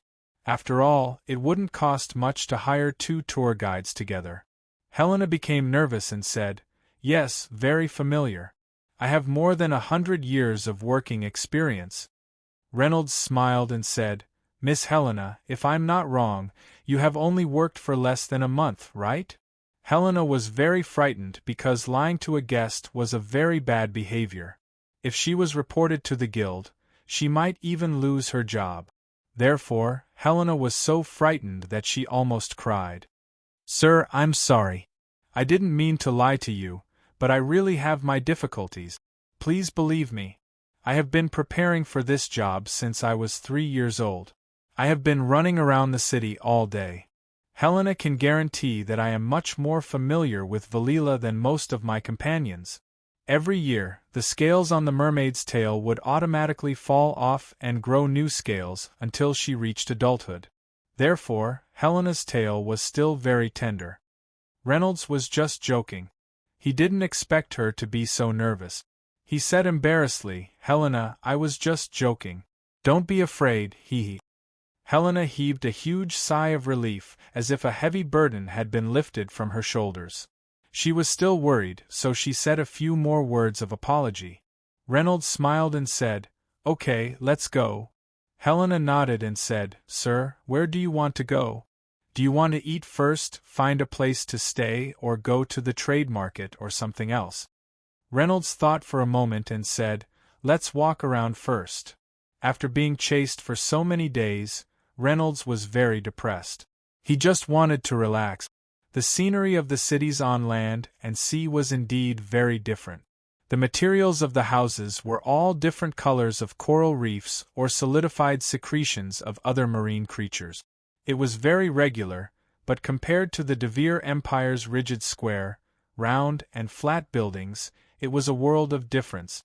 However, marine creatures were natural artists. With their microscopic beauty, they looked very exquisite. According to Helena's explanation, the structure of these houses was very peculiar. The architects manipulated creatures that resembled coral polyps to secrete liquid onto a fixed frame, layer by layer. Once the liquid solidified, the house would be completed. Of course, the speed at which these creatures secreted solidified compounds was many times faster than the coral polyp. In about 4 to 5 days, an ordinary small building could be completed. The transportation of the sea nation was also full of marine characteristics. There were only some sea leeches, magic rain, and other sea beasts that could go ashore or go into the sea. Because the Vila River was complicated, they would pass through the waterways from time to time. Reynolds hired a magic octopus that looked similar to an octopus on Earth, but who knows how many times bigger. It also had 10 legs and slowly sightseeing. Along the way, he saw all kinds of strange marine people. Crab people that walk sideways, carp people with fish heads and human bodies, sharkman with sharp teeth, barbarians that spit out sticky foam to block the enemy's movements, funny turtle people with shells on their backs, and two-headed merman and mother fish people. Majestic? Humans, a one-eyed behemoth. Reynolds felt like he had arrived at the Sea Dragon Palace in Journey to the West. He was overwhelmed for a moment. The proportion of Achelin's original residents wasn't that high.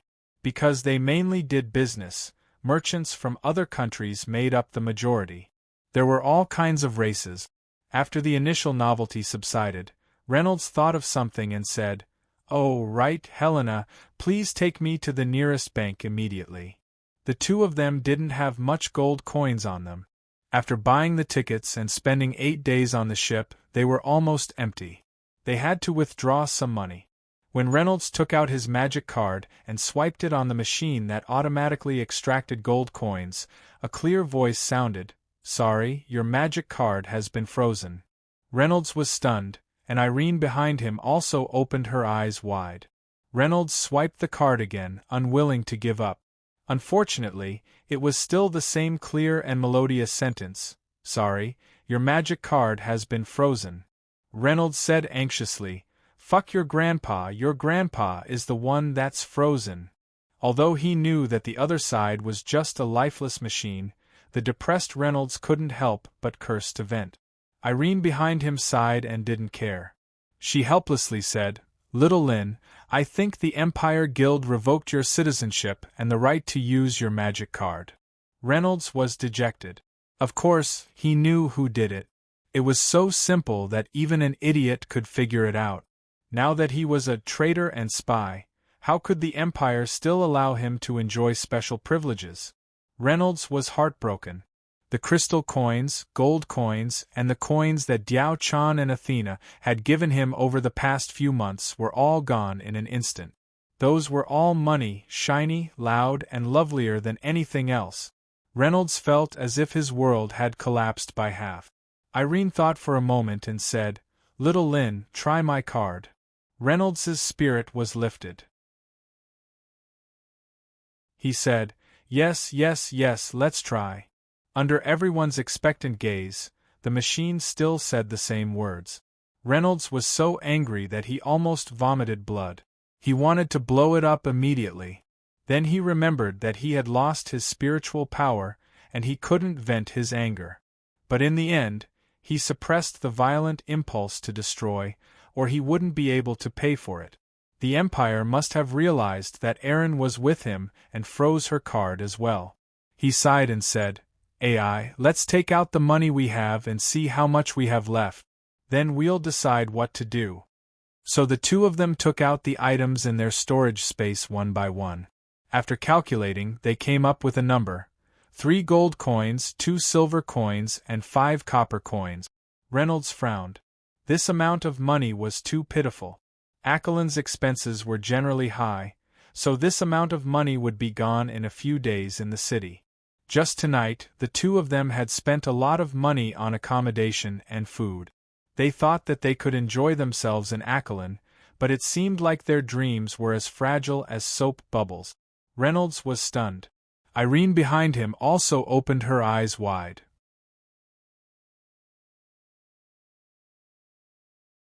Chapter 485. Reynolds was unwilling to give up and swiped it again. Unfortunately, it was still the same clear and melodious sentence, "Sorry, your magic card has been frozen." Reynolds was anxious and cursed, "Fuck your grandpa is the one who's frozen." Although he knew that the other side was just a lifeless instrument, the depressed Reynolds couldn't help but curse to vent his anger. Erin sighed behind him and didn't mind. She helplessly said, "Little Lynn, I think the Empire's Guild revoked your citizenship and the right to use your magic card." Reynolds was very dejected. Of course, he knew who did it. It was so simple that even an idiot would be able to figure it out. Now that he was already a traitor and spy, How could the Empire still let him enjoy his privileges? Reynolds was heartbroken. The crystal coins, gold coins, and the coins that Diao Chan and Athena had given him over the past few months were all gone in an instant. Those were all money, shiny, loud, and lovelier than anything else. Reynolds felt like his world had collapsed by half. Aaron thought for a bit and said, "Little Lin, try my card." Reynolds's spirit was shaken as he said, "Yes, yes, let's try it." Under everyone's expectant gaze, the instrument still spat out the same sentence. Reynolds was so angry that he wanted to spit out blood. He wanted to immediately blow it up with the storm kill. Thinking about how he had lost his spiritual energy, he couldn't let out a breath of anger. But in the end, he suppressed his violent impulse, otherwise he wouldn't be able to pay for it. The Empire must have realized that Aaron was with him and froze her card as well. He sighed and said, "AI, let's take out the money we have and see how much we have left. Then we'll make a plan." So the two of them took out the items in their storage space one by one. After calculating, they came up with a number: 3 gold coins, 2 silver coins, and 5 copper coins. Reynolds frowned. This amount of money was too pitiful. Aquilin's expenses were generally high, so this amount of money would be gone in a few days in the city. Just tonight, the two of them had spent a lot of money on accommodation and food. They originally thought that they could enjoy themselves in Aquilin, but it seemed like good wishes were as easy to burst as soap bubbles. Aaron, on the other hand, didn't panic. Instead, she looked at Reynolds with confidence. "Lindsay, what should we do next?" Reynolds looked at Aaron strangely and smiled bitterly. Why are you looking at me with such confidence?" I don't care. Anyway, I believe that little Lin will have a way." Reynolds's heart was touched, and he fell into deep thought.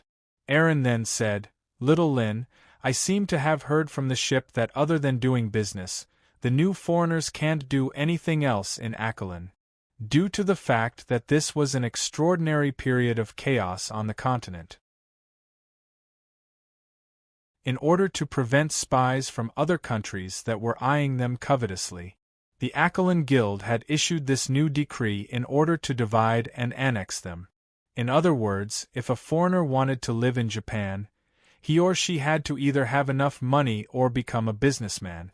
2 minutes later, his furrowed brows relaxed, and a smile appeared on his face.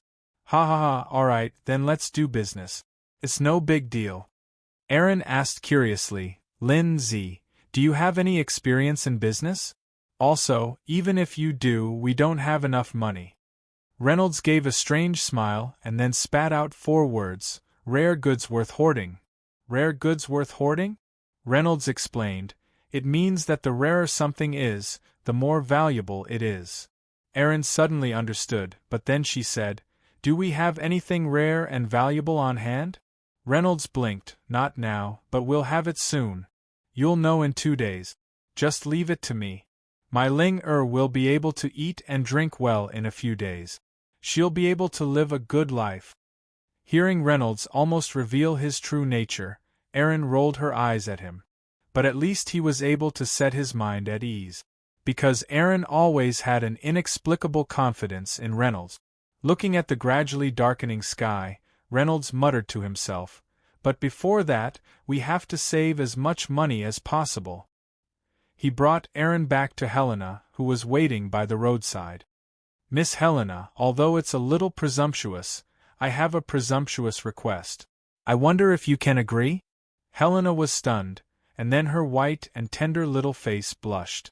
She had heard from her companions that a small number of people would ask the beautiful merfolk guides to accompany them in bed. If they agreed, they would receive a small sum of money, which was much higher than the day's work. Her companions all felt that the beautiful and outstanding Helena had this condition, and also advised her to agree if she encountered such a good thing.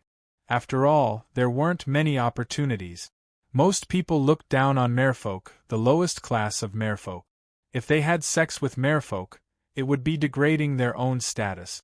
Therefore, those who occasionally made such a request were mostly sailors and fishermen who were also at the bottom of society.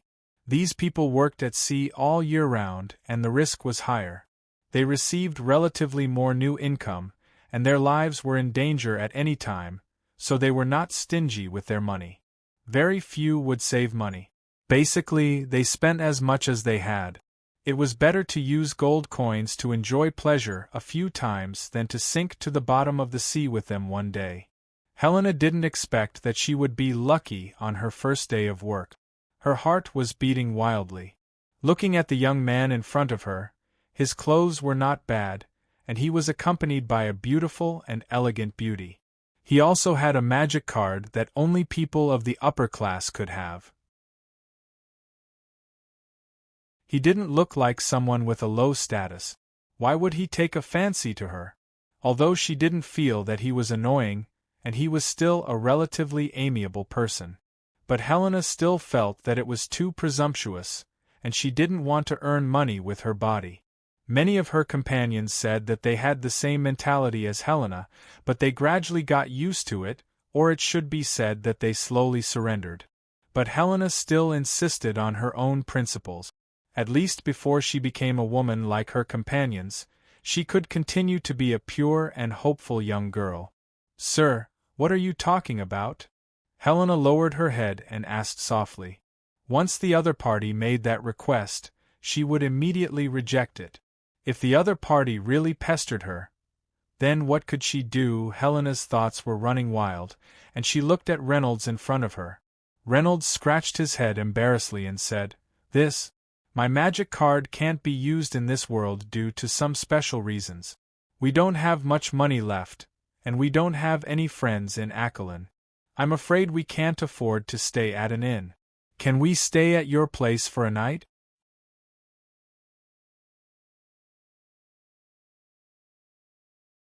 Chapter 486. Helena was a little surprised. Reynolds didn't look like he was joking, and he wouldn't go to such a shabby Murloc's house even if he wanted her to accompany him overnight. Could this be the unreasonable request he was talking about? It turned out that she had misunderstood and thought of the wrong thing. Helena's face flushed as she thought of this. Reynolds saw that Helena was still in a daze and didn't reply. He thought she was hesitating, so he quickly added, "Miss Helena, I can assure you that we are not bad people. Also, I can pay you 2 silver coins a day as accommodation expenses. After a few days, when the problem with my magic card is solved, there will be another great reward." Of course, Reynolds knew that his magic card couldn't be used for the rest of his life. The reason why he said this was because he was confident that he could earn money in a few days. Helena was a little flattered. "Sir, you are too kind. It is Helena's honor to be able to be a guest at my humble house. It's just that my house is too shabby and small, so I'm afraid it will be hard for you."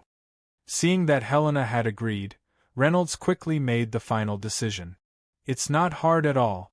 It's settled then." Helena's house was beside a small river in the slums of the eastern suburbs. It was very far from the city. Helena had to walk 2 hours to get to the dock, where she had the highest chance of being hired. Even riding a magic beast was a luxury. Therefore, she had to wake up early in the morning, because many ships arrived at breakfast. The chances of getting business would be greatly reduced if she couldn't find a single customer for a whole province.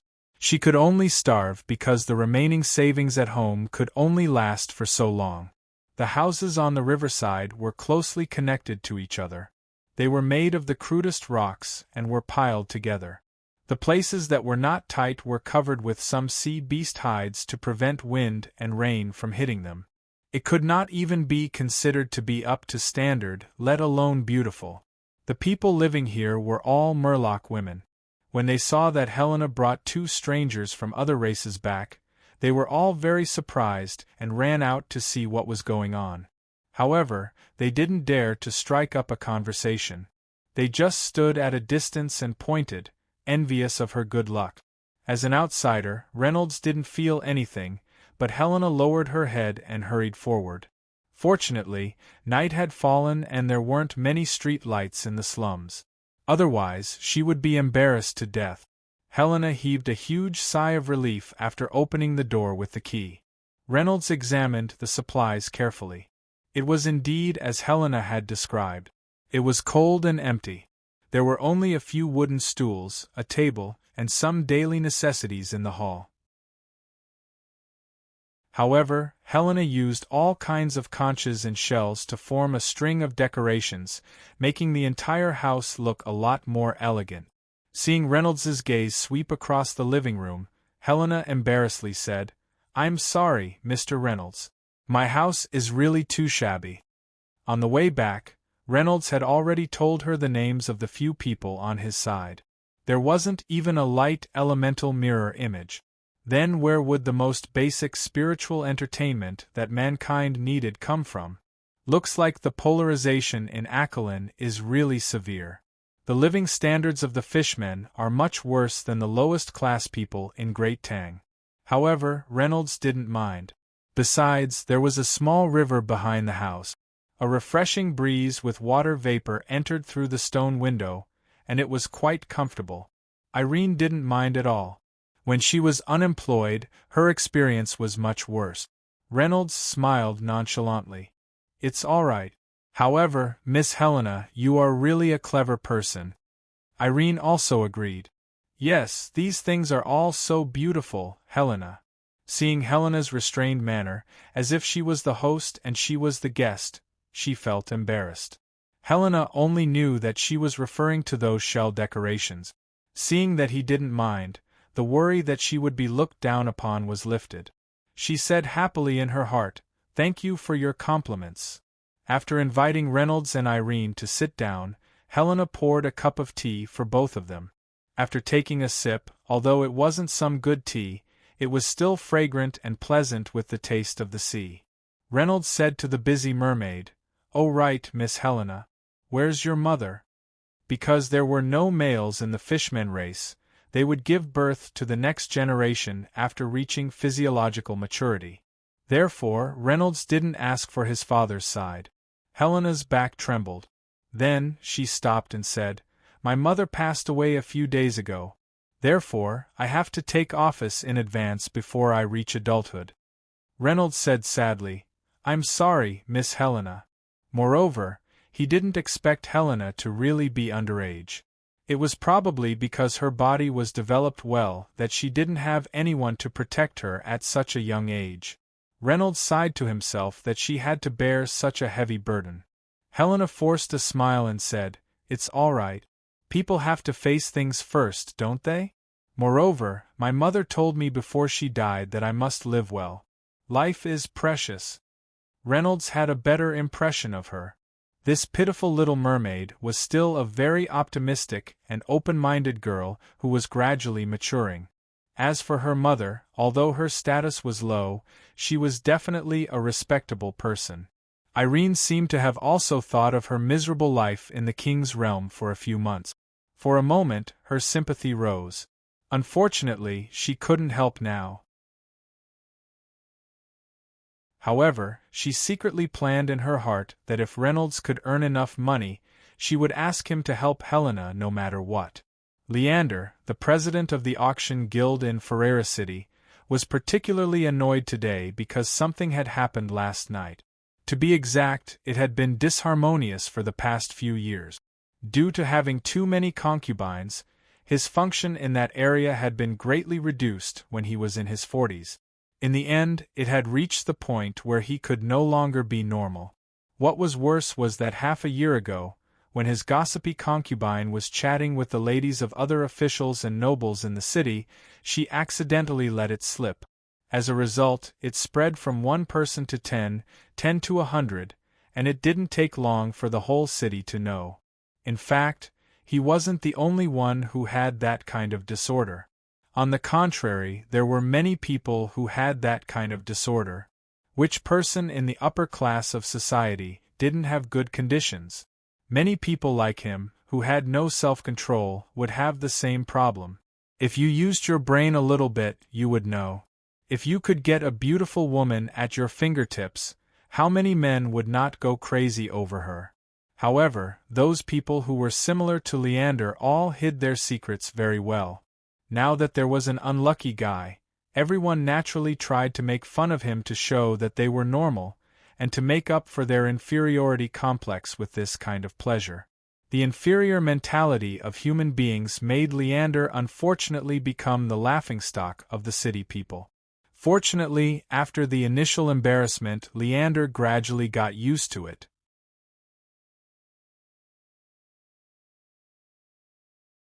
Chapter 487. When he couldn't do it anymore, Leandre felt that his world had already collapsed by half. Thinking that he would never be able to do it again, his world had already completely collapsed. When Leandre walked out of his house with the mentality of the end of the world, he immediately saw a person.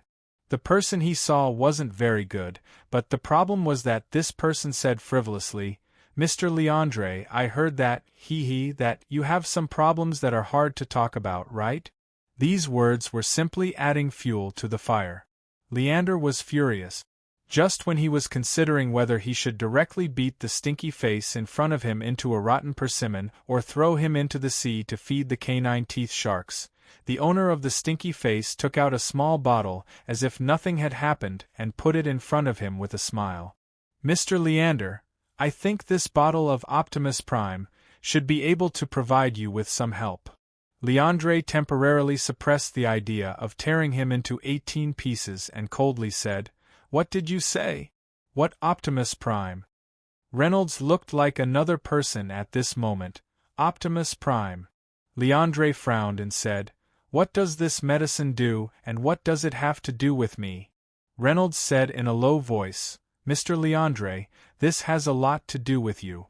Its effect is just like its name. It can restore a man's masculinity and make him invincible, Optimus Prime. It can make your woman love and fear you, After he said this, he gave a strange smile, revealing the face of a kindred spirit. Optimus Prime, what an awesome and exaggerated name. It was undoubtedly a man's greatest achievement to make a woman love and fear him. Leander also had such an achievement, but when he was young, with years of excessive indulgence, the capital that he could take out to be proud of was no longer there. At this time, when he heard it again, he couldn't help but feel a rush of excitement. He had eaten a lot of interesting supplements, but this was the first time he had heard of a pill with this kind of effect. Leandre coldly said, "Don't try to use this kind of inferior method to cheat me of my money, otherwise the sea will be your grave." Reynolds laughed and said, "Mr. Leandre's name has spread through the entire Aquiline. Some people even dare to eat the sea whale urchin. Don't tell me that Mr. Leandre doesn't have confidence in his own prestige?" This flattery was just right. Leander seemed to have eaten a ginseng fruit, and all the pores on his body opened. His face was a little better, but he was still skeptical. "Is what you said true? How come I've never heard of such a good thing?" Reynolds patted his chest and said, "Of course, otherwise I wouldn't dare to recommend it to you, Mr. Leander. Because it was a secret ancestral recipe. It had never been leaked. If it wasn't for the fact that my family's fortunes declined during the war and we ended up in Aquiline, I wouldn't have taken it out to make a living." Sigh. He even let out a long sigh. Seeing that Leandre was still hesitating, Reynolds reassured him, "Mr. Leandre, this bottle of Optimus Prime is a free gift from me. I won't charge you a single copper coin." Leandre heard this and his heart settled. He wasn't stingy with the money. If he could use the money to cure his hidden illness and regain his happy life, he would be willing to spend it. However, he had heard of all the supplements that could strengthen a man's ability over the years, but they didn't have much effect. Leandre had gradually lost his confidence. Now he was happy because the other side didn't charge him any money. That meant he had absolute confidence. If it was a swindler, he would take the opportunity to ask for the money and then immediately slip away. Maybe this Optimus Prime would really be effective. Leandre's heart flashed with a long-lost excitement, but he quickly calmed down. "Say it. What do you want?" He was an old fox. The other side wouldn't send him charcoal in the snow for no reason, so there must be some ulterior motive. Leandre still had to calculate the pros and cons before making a decision. Reynolds smiled and said, "It's nothing. I just want Mr. Leandre to allow Optimus Prime to become a commodity in the auction. Because the things in the auction needed a certain value to have the qualification to appear in the auction site, the auction house wouldn't accept a commission for an unknown new drug like Reynolds." Leandre was embarrassed. "This, you also know the rules of the auction house. This Optimus Prime of yours, I seem to have never heard of it." Reynolds smiled and said, "This is why I came to Mr. Leandre. If it's effective after you personally test it. Is this kind of medicine not qualified to be auctioned? There should be a lot of aristocrats in the city who lack the ability to carry on the business. The popularity of this medicine can be imagined. Mr. Leandre, you can try it first. If it really doesn't have any effect, I won't force it. Is that okay?" Leandre no longer had any concerns, okay? If it was really effective, it would be able to solve the most painful problem of men for so many high-ranking officials with powerful forces. It would be more useful than any rare treasure auction. As the person who handled it, he would also feel proud and have a good relationship with them. Where could he find such a good thing? Reynolds walked alone on the streets of Acolin at night. His face was gloomy and he didn't say a word. He didn't expect that one day, he would sell strange medicine to make money. As for where this so-called Optimus Prime came from, Reynolds didn't plan to tell anyone. Last time before the battle with Leon, he went to Randolph's office. There, Reynolds asked him about many skills and items. This Optimus Prime was one of them. There were 50 small pills in a bottle. This time, he gave Leandre one of them for free. Although Randolph told him about the miraculous effects of this medicine, his face was full of pride. But Reynolds couldn't help but laugh. When he thought that the serious and proper Dean Randolph had this kind of thing, it was really unexpected. Speaking of which, the recent experience was like a dream. Reynolds definitely didn't expect that he would fall to this point. However, staying in Chang, an academy for a long time, wasn't a long-term plan. After all, he couldn't stay in this world forever. He had to find a way to go back to Earth. However, the most important thing now was to survive with Irene. Only by surviving could the future have infinite possibilities. If you can't survive, then there's no need to say anything else. Things are simple. Everyone, please stay at home, don't go out, eat whatever you want, wash your hands frequently, and take the necessary protective measures when you go out. I can only say so much. The rest is up to you. Chapter 488. As soon as night fell, more than a dozen beauties of different races gathered in the bedroom in the backyard of the auction house. In the middle of the room was a huge bed. Leander was indeed very playful, but that was only in the past. Since he had a physical problem, such a grand occasion was no longer possible. Every night, he just used some special tools. But what they found strange was why Leander called them together again tonight, and it was still early before the rest time. All in all, after a series of surprises and shocks, they were all shocked. Leander cried out happily and cooperated with a series of movements. How long has it been since he enjoyed such treatment? On the other side, Reynolds returned to Helena's home depressed. He found that the two were teasing a sea cat raised by Helena. "Little Lynn, you're back? How was your first business? Did you get any gains?" Hearing Reynolds's footsteps, Irene held the sea cat and greeted him with a smile. Reynolds said confidently, "Linger, don't worry, there will definitely be gains."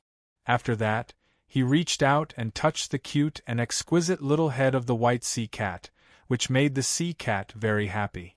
It stuck out its tongue and licked Reynolds's fingers. Early the next morning, Reynolds came to the president's house at the appointed time. At this moment, Leander had already regarded him as a savior sent by God. He politely invited him into the VIP room and ordered the servants to serve the best fragrant tea, Mr. Reynolds, let's talk slowly." After the guests and the host were in place, Reynolds looked Leander up and down. He pretended to be surprised. "Mr. Leander, I don't know if it's my illusion, but you seem to be 10 years younger today." Leander said happily, "Really, my wives and concubines also think so." Reynolds smiled and said, "Look at Mr. Leander, you seem to be very brave last night." Leander was very proud. "Mr. Reynolds, your medicine is really a peerless product. It has the effect of bringing the dead back to life." He lowered his voice and said, "My more than a dozen women are still lying in bed and can't get up. Optimus Prime. You really are Optimus Prime." After saying that, he chuckled, and Reynolds immediately chimed in. The two masters laughed in an extremely perverted manner. They had a tacit understanding with each other, which frightened the maidservants who came in to serve tea. She only thought that they were discussing some perverted plan. Last night, the painful and joyful cries in the rear courtyard made all the maidservants in the residence tremble with fear. Moreover, none of the madams had gotten out of bed until now. It was unknown whether they were dead or alive. Could it be that the master was in a bad mood and chopped them all up to make human meat roast pork buns? Thinking of this, the maidservants' legs went soft. After taking a sip of tea, Reynolds said, "Then about the auction," Leander answered very simply, "No problem. It just so happens that we will be holding a large auction in 2 days. I will personally recommend it then. Mr. Reynolds, you can rest assured about this matter."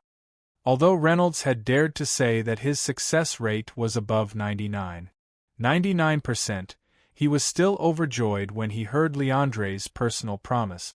He reached out his hand and said, "Mr. Leandre, I look forward to working with you." Leander also reached out his hand. "Haha, yes, happy cooperation." Then he took out something from his bosom. "This is an unopened, unlimited gold card. There are 2,000 gold coins in it. Mr. Reynolds, this is just a small token of my gratitude." The unlimited gold card was an ATM card that could be used by anyone except for the person who applied it. The person who applied for it only needed to use blood to open it, and it would become his. Of course, if one did not apply for it with their own professional badge, there would be a lot less special treatment, such as entering a high-end restaurant to enjoy better service and so on. This kind of special gold card was not widely used in Zero, where trade was prevalent. It was mostly used for payment, bribery, and gift. Reynolds knew that Leander must have a request. Sure enough, the next moment he said embarrassedly, "By the way, can Mr. Reynolds sell me a few Optimus Prime every month? As for the price, I won't let you down." Although Reynolds had not personally used this drug, he was still a little surprised when he saw that it was so effective. According to Randolph, this drug could last for 10 hours, which was about half a day. Leander's reaction was obviously because he had seen the power of this drug. Reynolds did not refuse. He took the gold card and laughed. No problem. He was in need of this money now, and had been depressed for many days. Leander was moved to tears. "Thank you, thank you." Reynolds held the 2 gold coins and kept tapping them. He closed his eyes and listened to the crisp sound. The sound of gold coins is always so beautiful. It will never be boring. He let out a long sigh. Both Irene and Helena were dumbfounded. There was a huge pile of shiny gold coins on the table, and there were at least hundreds of them. This was the money that Renaud had taken out with the gold card that Leander had given him. There were 400 of them, which completely occupied Helena's small table and piled up to the brim. He casually grabbed 2 large handfuls of gold coins, which were at least 60 to 70, and stuffed them into the mermaid's arms. "Helena, use them as pocket money. Buy some clothes or something, ha ha ha." Was there anything happier than going from a poor person to a nouveau riche? After becoming a nouveau riche, he could use the money to help those who had helped him before, especially beautiful women. Helena was so shocked that she almost fell to the ground. Such a large sum of money, and it was only pocket money. She stammered, "Mr. Reynolds, this is too much. Helena can't accept it." Reynolds took out 5 things that looked like tickets and waved them around. "It doesn't matter. Spend as much as you can. Money can be spent however you want. 2 days later, we will have even more money. Unimaginable money. Let us see how much money we have with our own eyes." The auction hall was bustling with activity and was very lively. This was already a very attractive event, and with the prosperous Acolin, the excitement of the auction was pushed to a peak that normal countries didn't have. If the opportunity was good, one could use money to buy treasures that were hard to find even with thousands of gold coins. Or one could broaden one's knowledge and learn more about the strange things in the world. The auction house could be said to be a small miniature of the special products of every country. No matter what, it was something that humans were interested in, especially the rich. Just the entrance ticket to a large-scale auction could be sold for 10 gold coins, but there was no doubt that the demand for the tickets would definitely exceed the supply. Those who could come to the auction were either the owners of the auction items or extremely rich people. Basically, they were all people who had so much gold coins that they could drown people.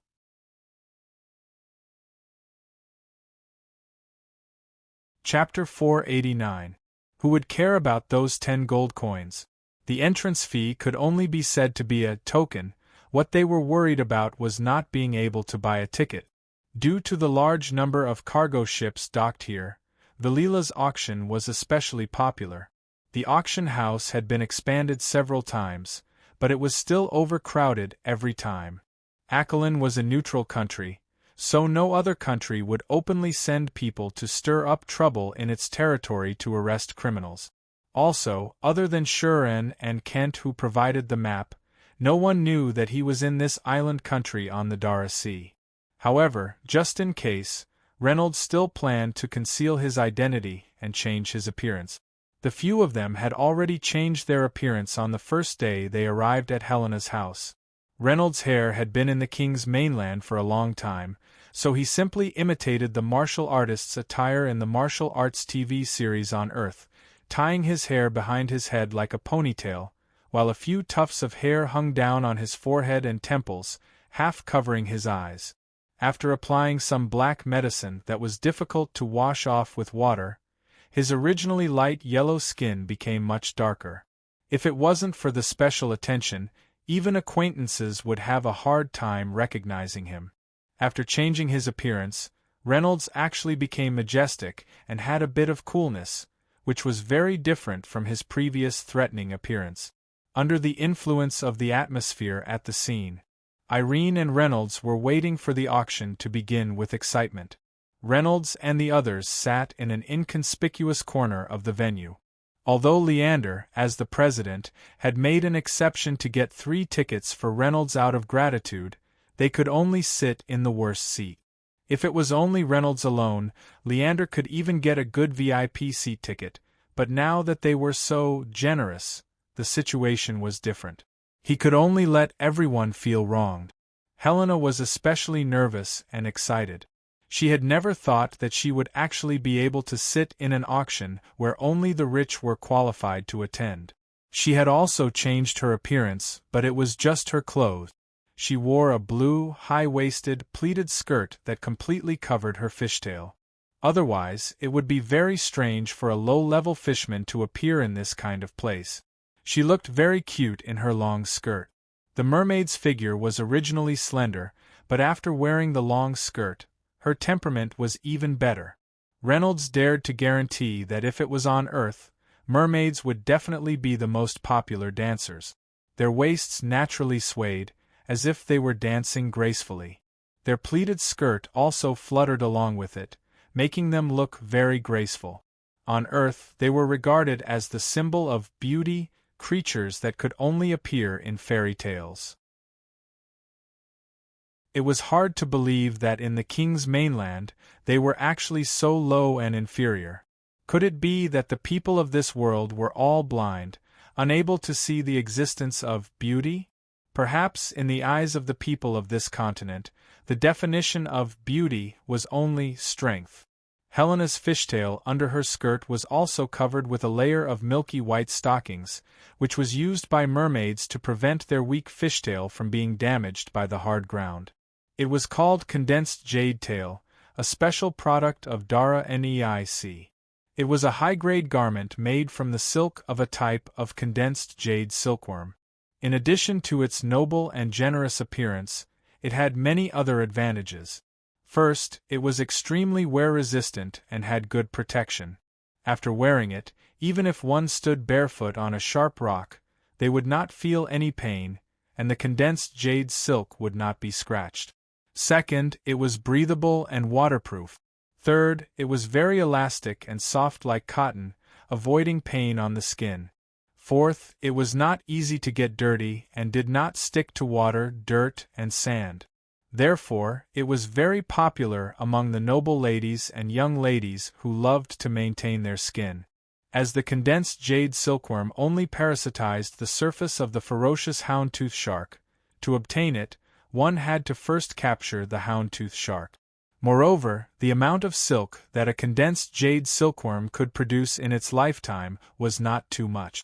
Therefore, the price of socks and gloves made from its silk was extremely high. The set that Helena was wearing cost more than 500 gold coins. In the past, she could only be envious.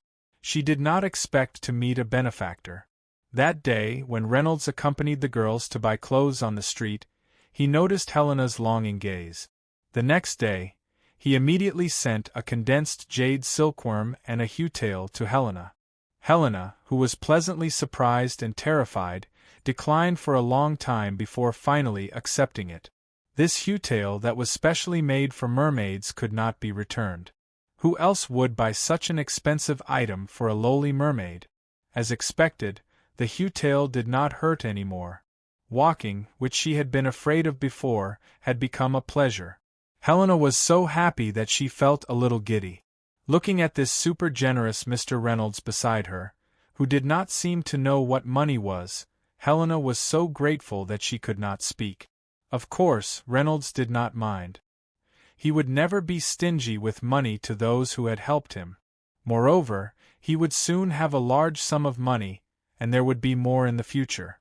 The auction soon began, and the noisy crowd quieted down. The host was a man from the Phantom Sound tribe. People of this tribe were the most suitable to make announcements. Their magical voices could make the auction items more attractive, and the bidders could also raise the price. The two elf beauties followed his explanation and showed the appearance and function of the items to the guests.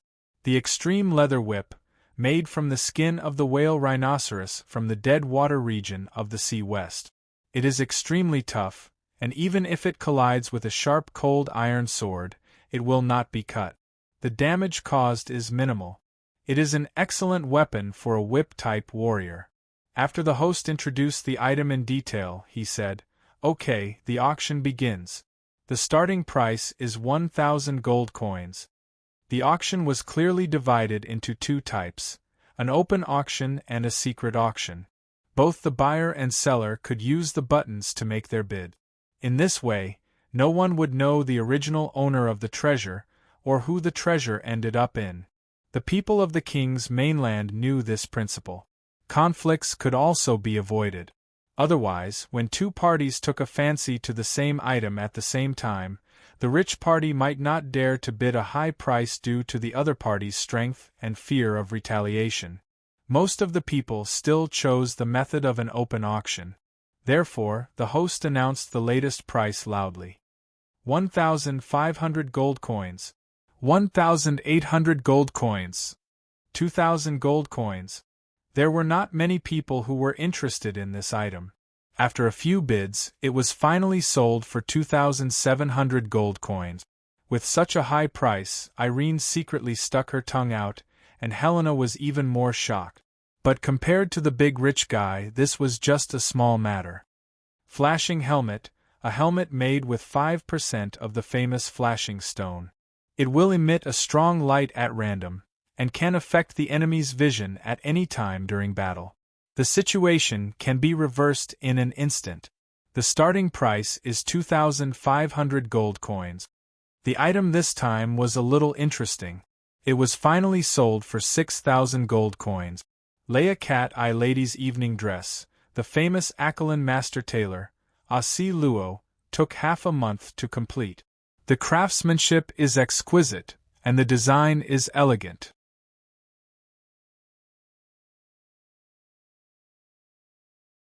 Chapter 490. Dual-flavored bearing tree seedling, a special species produced in the South Atlantic Islands. It can produce 2 fruit trees with different shapes and tastes on the same plant. As we all know, the seed survival rate of this tree is pitifully low. Pitum crystal core, inlaid on a magic wand, can increase the casting speed of skills by about 3%. Budo Spice, Jaffe Tracking Bee. Reynolds turned his head and immediately saw a beautiful woman in green about 13 or 14 years old.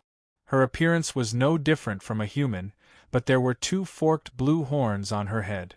Her appearance was quite gorgeous, with a fine nose, cherry lips, shapely eyebrows, a tall figure, slender legs, and a slender waist that made people worry about whether it would break at any time. The only flaw was probably that her chest was too small. The shortcomings of this woman's appearance and figure were not good, but the shortcomings of her character were more arrogant. She crossed her arms and leaned back on the chair behind her, with one leg crossed on her knees. She did not have the demeanor of a lady, and her expression was arrogant and contemptuous. The only thing missing was the word, "delicate girl," carved on her face. She must be a spoiled young lady who came to the auction house alone. Reynolds was very suspicious that the reason why she was so infertile and became an airport runway might be the result of such a long time of crossing her chest. Seeing Reynolds's bright eyes, the woman glared at him with her almond-shaped eyes and snorted heavily. "What are you looking at? Haven't you seen a beauty before? Be careful, or I'll dig your eyeballs out." "I've seen, but I've never seen anyone as beautiful as you." Reynolds was stunned for a moment, then smiled and replied, and then turned his head back. He was bold, but he knew that this sentence would definitely not make her angry. Sure enough, there was no girl who didn't like to be praised for her appearance. The woman's anger subsided a little, and she was too embarrassed to scold Reynolds again. Reynolds whispered again, "I've never seen such an unruly girl." The girl couldn't hear him clearly, but she felt that this kid was complaining. She frowned and said, "What did you say? Say it again." Reynolds laughed. "Miss, I said today's auction was really exciting. It opened my eyes."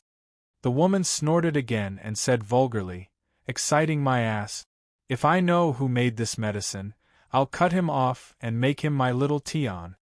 Reynolds staggered and almost fell from his seat. He gasped, "What a ruthless woman!" Irene glanced at the girl in green and said nothing.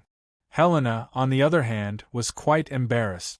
At this time, Leander had begun to explain the situation, and the matter had come to an end. Currently, there are only 50 small bottles of this medicine, and each bottle contains 20 small pills. There are instructions for using it.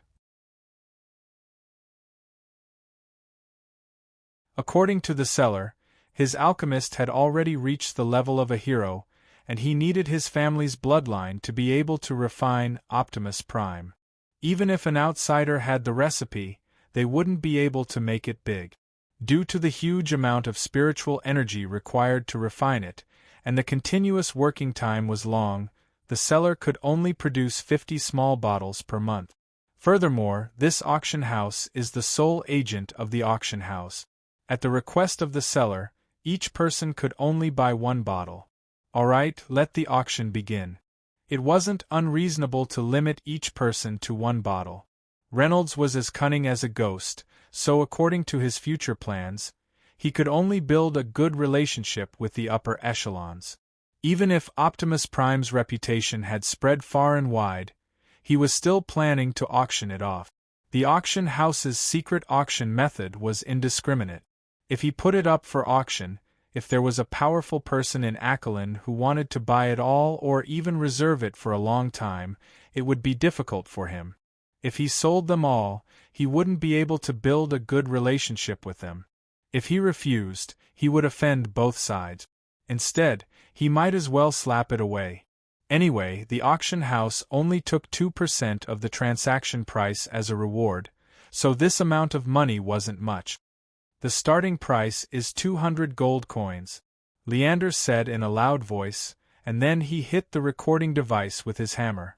The starting price of all kinds of items had upper and lower limit. According to the level and type, the price couldn't be randomly raised. Optimus Prime was a special pill that wasn't registered, so 200 gold coins was the highest price they could afford. As soon as Leander's voice fell, countless keys rang out at the same time. Leander was stunned for a moment. 2,000 gold coins. Moreover, almost all the values were 2,000. According to the rules, once the price was 10 times the starting price, then it would be a buyout and there would be no need to compete with others. Leander had underestimated its attractiveness. He had thought that the guests would at least consider it or temporarily buy a bottle to see if it was really effective. Only then would they be able to reach a buyout price, but he hadn't thought that the competition would be so fierce. There were many non-pill type items that had been auctioned in the past. Many of them had little effect and were even worse than finding them themselves. Therefore, the guests might not be willing to spend the highest price. Leander had ignored the effect of his own publicity. When people saw the president, who was known as dispirited in Vila, suddenly become energetic, they guessed that it must be the effect of Optimus Prime, plus the heroic level and blood inheritance, adding fuel to the fire. They immediately believed it. The number of pills was so small that they were afraid that they couldn't buy it, so they immediately set the price. Since it was the same price, naturally, the first one to get it would get it. Leander blocked the number that he got and then started bidding for the next bottle. This time, it was all a buyout price. There were a few people who were a little hesitant at this moment, but now they joined the competition with all their strength until all 50 bottles of Optimus Prime were sold.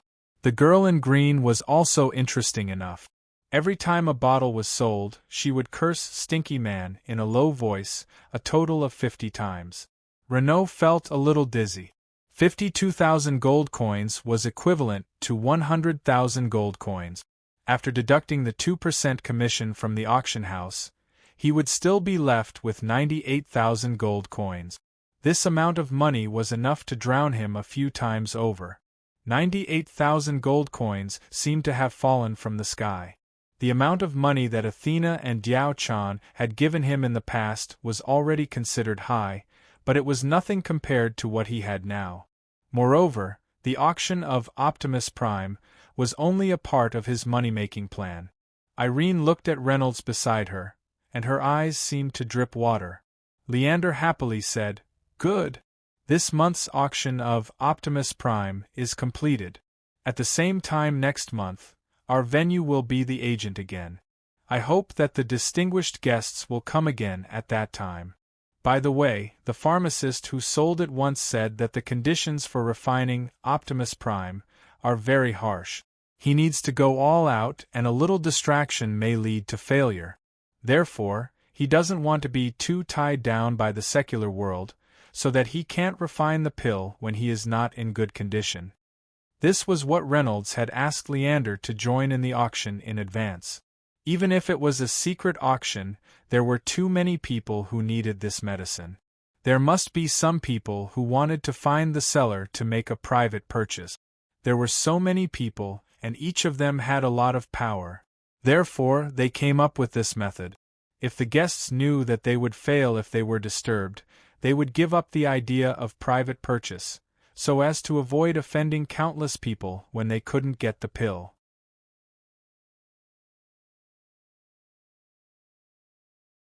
Chapter 491. Leander walked down the stage and replaced the previous host of the Phantom Sound Clan. The next item we are going to bid for is a gem that can only be cultivated by the Dream Clam at the bottom of the southwest part of the Dream Pearl Dala Inland Sea. It can flash white, red, orange, blue, green, cyan, ingot, and purple at random. When the dream clam first forms a pearl, the pearl will only shine white. Every 100 years, the 8 colors of the pearl will increase. Only a dream clam that is at least 700 years old can produce a pearl that is beautiful. It can also make a rustling sound when the dream clam crawls, which can help people enter a sweet dream. It is the perfect accessory for ladies to decorate their boudoirs or wear. A female elf raised a small round pearl the size of a lychee. The 8 colors of the pearl kept flashing, but it was very soft and not dazzling at all. It was very beautiful. However, Reynolds had seen many similar items in the boutiques on Earth, so he was not surprised. The female elf put the pearl on the sound wave amplifier, and a faint rustling sound was heard. It was just as the host said. It was best used as a hypnosis tool. The starting price is 2,000 gold coins. For a beautiful but useless gem, this was the upper limit. 2,500, 2,800. The few bids were sparse, and only a few of the female guests were interested. It was very different from the fierce competition in the auction of the Optimus Prime. Although the item was beautiful, the starting price was a little too high. Women loved beauty, but smart women also loved money. They would not spend too much for beauty. 10,990 gold coins. A clear and loud voice sounded, but it was not the host's voice. Everyone followed the voice and looked at the most inconspicuous corner at the back of the hall. A domineering girl in green with a blue horn on her head stood up. The voice came from her. Reynolds also turned his head and laughed. She was so arrogant. So many people here chose to bid for her secretly, but she shouted it out loud. Moreover, it was only 1 gold coin left from the buyout price. It was as if he was deliberately leaving a chance for others. What did he mean by that? He was really too unique. It's the Dragon Lady Townsend? She is the little princess of the Dragon Clan, the 3rd daughter of the Dragon Island's Lord Mike Searle. Don't bid with her. You will be unlucky. Reynolds, who had found out the identity of the green-clothed woman from the discussions of the crowd, finally came to a realization. No wonder she dared to be so arrogant. So it turned out that she was from the Dragon Island, and she even had such a shocking identity. As the most powerful branch of the human race in the entire Aquilan Sea, the name of the Dragonborn shook the world. In reality, there weren't many Dragonians, but the dragon family was huge. Their entire race was like a family. It was one of the most powerful families on the continent, along with the Tang dynasty, the Babika Kingdom of the Northwest Ominous Realm, and many other huge families. The Aquilan Islands' Mike Searle was already a hero-level expert in his prime. He was the youngest hero-level expert on the continent. The ones who could do whatever they wanted in Aquilan were not the crab people, but the dragons. Townsend was Mike Searle's favorite little daughter. She had been spoiled since she was a child, and she was unruly and willful by nature. If anyone offended this little witch carelessly, she would play with them until they almost cried and begged for mercy. Whether it was the upper or lower class citizens of Aquilan, they were all afraid of her. The way she spent money was also terrifying. Even if the dragons were the richest in the world, the seller Searle still had a headache because his little daughter treated the family like a money-printing machine. What was even worse was that the things she bought were useless, but it was a pity that she didn't change her ways. Helpless, he could only swallow the bitter fruit of spoiling her. Other than being unruly, Townsend was also famous for her strange personality. Just like at the auction, she didn't want to sit in the VIP seats and would rather sit in a remote corner, asking for a gold coin less than the top price. However, up until now, no one had dared to add the remaining gold coin into the list, except for the first unlucky guy who had almost gone crazy because he didn't know what was good for him. Leander revealed a sinister smile. He was clear on the personality of the dragon girl Townsend. She liked these strange and beautiful gems, so he had announced it before and it had attracted her. 19,999 gold coins going once. 19,999 gold coins going twice. 19,999 gold coins going thrice. The hammer hit the machine and no one could bid any more. Townsend revealed a proud smile as she sat back down on the chair. No one dared to look at her, otherwise there would be no one left if they angered her. After the auction ended, Renaud walked out of the hall filled with emotions. With such a large sum of money, he had to find a high-class place to enjoy himself with the girls. A few days after the auction, its magical effects were like a typhoon that happened once a year in Aquilan, quickly spreading through Vila City. It spread from 1 to 10, from 10 to 100, and quickly spread to the other islands of Aquilan, causing countless people to come. A new pharmacy in the east of Vila City came into being. It specialized in selling two special medicines called the Yang Pill and Suppressing Weakness. The store was called the Return of Spring Hall, and the owner was Renaud. Renaud sold the Sky Supporting Pillar and gave it to a famous alchemist in Aquilan to study, obtaining the formula. He could just sit back and enjoy the fruits of his labor. Reynolds did not expect this result. He was originally uneasy, but after hearing this news, he was extremely complacent. At this time, he had bought a small manor and was leisurely strolling around Aquilan with Aaron, feeling very satisfied. While Reynolds's imagination was running wild, a sand pigeon fluttered in and flew straight into his hand. This was a messenger bird that he had bought the day before. It could quickly send messages. If something happened in the store that the employees couldn't solve, it would send the sand pigeon to find him, the boss. Renaud's expression changed. Something happened so quickly? With so many important people protecting him, there was actually someone who dared to mess with him. It seemed like it wasn't simple. Taking the note from the sand pigeon's leg, Renaud looked at it and stood up. Damn, someone is here to mess with my store. When Reynolds hurriedly rushed over, he immediately saw a woman with one hand on her waist, standing at the entrance of the shop aggressively. Coming here to cause trouble was equivalent to going against a large group of Aquilan's upper echelons. Smashing his shop meant smashing their happiness, and this person actually came alone. However, the dragon horns on her head, the bone whip in her hand, and that familiar green robe proved that Master had the right to do so. Renaud felt a bit of a headache. He never thought that Townsend would actually dare to mess around and cut off his source of income. Knowing that the dragon lady was flipping out here, no one dared to come here. Moreover, the buyers couldn't come here personally. They had to send their subordinates here to prevent others from finding out that they had problems or were not fierce enough. Even the masters were afraid, let alone their subordinates. Chapter 492. Where's your boss? Why hasn't he come yet? She whipped the air out of habit, making a cracking sound. The old pharmacists and the accountant who were most qualified to speak when Reynolds was not around were frightened. They said in a trembling voice, "Miss Townsend, please wait, we have already informed the boss." Townsend snorted and said, "Damn it, how dare he make me wait for so long? Well, I'll give him another half an hour.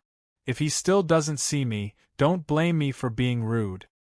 At this moment, a slightly familiar voice sounded behind her. "Miss Townsend, may I know why you're looking for me?" What a hateful tone. Townsend turned around and immediately saw a familiar face. It was the black-faced ghost she saw in the auction house. He seemed to have flirted with her. It turned out that this repulsive guy was the boss of this shop. Townsend pointed the handle of her whip at Reynolds and said, "Well, well, well, you. Townsend stuttered for a long time, not knowing how to scold him. If she was just a little unruly, Reynolds would think that this dragon girl's personality was very cute. Unfortunately, she was not just a little unruly, she was very unruly, very unruly. Reynolds did not dare to agree. Reynolds said helplessly, "Miss Townsend, what do you want?" Townsend finally calmed down, but her voice was as cold as the winter wind. "Black-faced ghost, if you want me to let you go, first you have to publicly apologize to me, then you can do other business, or you can immediately close down and never sell this medicine. Finally, you are not allowed to auction that Optimus Prime." When she said the name of the medicine, her gorgeous face blushed for the first time. Because it was so vivid, one could imagine the reaction after taking the medicine from the name alone. As long as she did not act rashly, he would apologize. However, now that his great source of income was cut off, he could not do it. Reynolds said humbly, "Miss Townsend, you are a great person, so please don't mind my mistake. If you want me to publicly apologize, no problem. But as for this business, I have to do it. Just take pity on me, I have an 80-year-old mother and a 3-year-old child. They all depend on me to support them." Townsend was dismissive of his nonsense. "Only a fool would believe you. If you have to raise a mother and a child, I can give you a sum of money. If you are frugal, it will be enough for a lifetime. As for the rest, don't talk too much. Otherwise, I will personally tear it down for you." Reynolds knew that there was no room for negotiation if he relied on her sympathy. He could only start from other places. His expression changed as he chuckled and said, "Miss Townsend's beauty is unparalleled in the world. Her figure is extremely graceful, and her radiance is irresistible. She is like the bright moon in the night sky. She is the dream lover of every young man in the empire. No words can describe her beauty. I truly admire her." Townsend was startled when she heard this, but she immediately said, "Although what you said is true, don't even think about it if you want me to let you go with just a few words of flattery." Reynolds sighed. "It's a pity." Townsend's heart tightened. "What's a pity?" Reynolds stared at her chest. "It's a pity that such a perfect woman like Miss Townsend, with such a wonderful figure, has some imperfections. It's really a pity." Townsend knew that he meant that she was the Princess Taiping, which had always been a pain in the heart of the Dragon Lady. She was most sensitive to this topic. It was the reverse scale of a dragon that could not be touched. Hearing this, she was furious. "Are you mocking me? How dare you?" She immediately raised the bone whip in her hand and was about to swing it at Reynolds. This time, it was not empty. Reynolds hurriedly retreated and said, "I happen to have a strengthening secret medicine suitable for women." Townsend's whip suddenly deviated, sliding past Reynolds's side and landing on the side of the reef street. With a loud bang, a deep mark was drawn on the hard reef, and stone dust splashed everywhere. Reynolds was secretly shocked. This unruly girl was really powerful. If it was an ordinary civilian, his bones would have been broken immediately after being hit like this. Townsend hurriedly asked, "What did you just say?" Reynolds saw her nervous look and said proudly, "I happen to have a secret formula. Miss Townsend, as long as you take it for a period of time, you will soon have the pride of a woman." His eyes were fixed on the protruding part of the Dragon Lady, as if it was not an airport, but a majestic mountain range. The effect of this was no different from a person who was about to die of thirst in the desert suddenly seeing an oasis. Townsend was anxious and did not care about being taken advantage of by his obscene gaze. She immediately asked, "Really?" She paused and said, "If you dare to lie to me, humph." She warned Reynolds with a humph. If he dashed her just rising hope, it would cause Townsend to be very angry, and the consequences would be very serious. Reynolds laughed and said confidently, "Don't worry, I'm not bragging, but Miss Townsend should have seen how popular my Optimus Prime is. I can make men stronger, so naturally I can make women stronger too." Recalling the grand occasion at the auction that day, where it was sold at a fixed price and a large group of people fought for it, Townsend had to believe his arrogant words. She imagined that she could hold her head high and no longer have to feel inferior and ashamed in the ambiguous eyes of others. Townsend's heart palpitated. Please help me."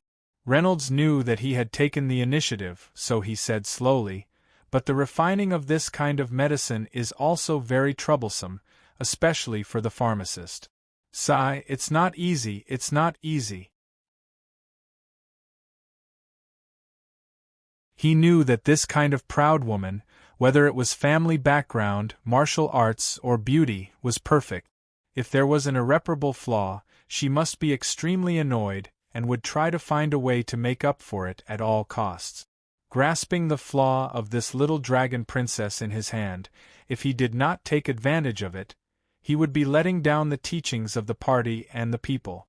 Townsend was unruly and impulsive, so she was no match for the cunning Reynolds.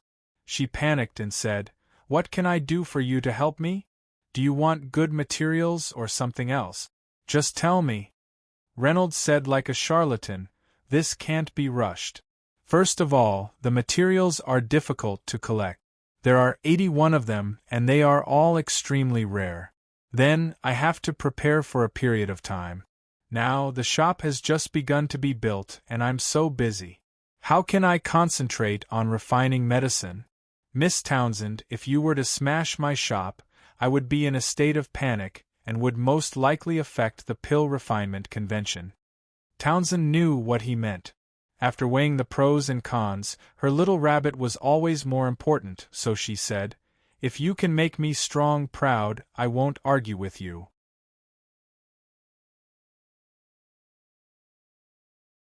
Chapter 493. Reynolds continued to push his luck. Sigh, if I'm worried, the success rate might drop again. Townsend stomped his feet. "No matter what, I won't make things difficult for you, okay?" Reynolds immediately said, "That's a deal. Then I can focus on solving Miss Townsend's problem." Townsend was impatient. "Then how long will it take for it to work?" Reynolds chuckled. "It takes many years for others to have good result. How can you expect to reach the sky in one step?" Townsend was a little disappointed. "How long will it take?" "About 5 or 6 months. I can guarantee that it will work. Do you have the patience?" Townsend thought that it would take at least a year, but it was only 5 or 6 months. It was much shorter than he expected. He said happily, "Okay, I'll wait for you." His words were a little flirtatious, like a girl saying goodbye to her lover. However, Townsend was too careless to notice it. In fact, Reynolds wasn't sure if his secret potion would work. When he was in the academy, Reynolds showed Randolph the potion that Athena gave him. Randolph knew that this potion could increase muscle strength and change the shape of one's body. Reynolds had also learned some methods of making medicine in Chang, an academy. That was why he had such an idea. If it was successful, would the store sell more of this medicine? Beauty was a source of trouble, and he had to grasp the power of that. Sitting on a soft eaglefish skin carpet, Reynolds sipped a fragrant wine made from precious seaweed that grew in the dead waters of the Dara inland sea, while enjoying the heavenly voice of the famous singer of the succubus clan. She was accompanied by a dozen graceful demon butterfly clan women, whose faces were covered with white veils. They were barefooted and danced gracefully. The phrase, dancing gracefully, was most appropriate for them.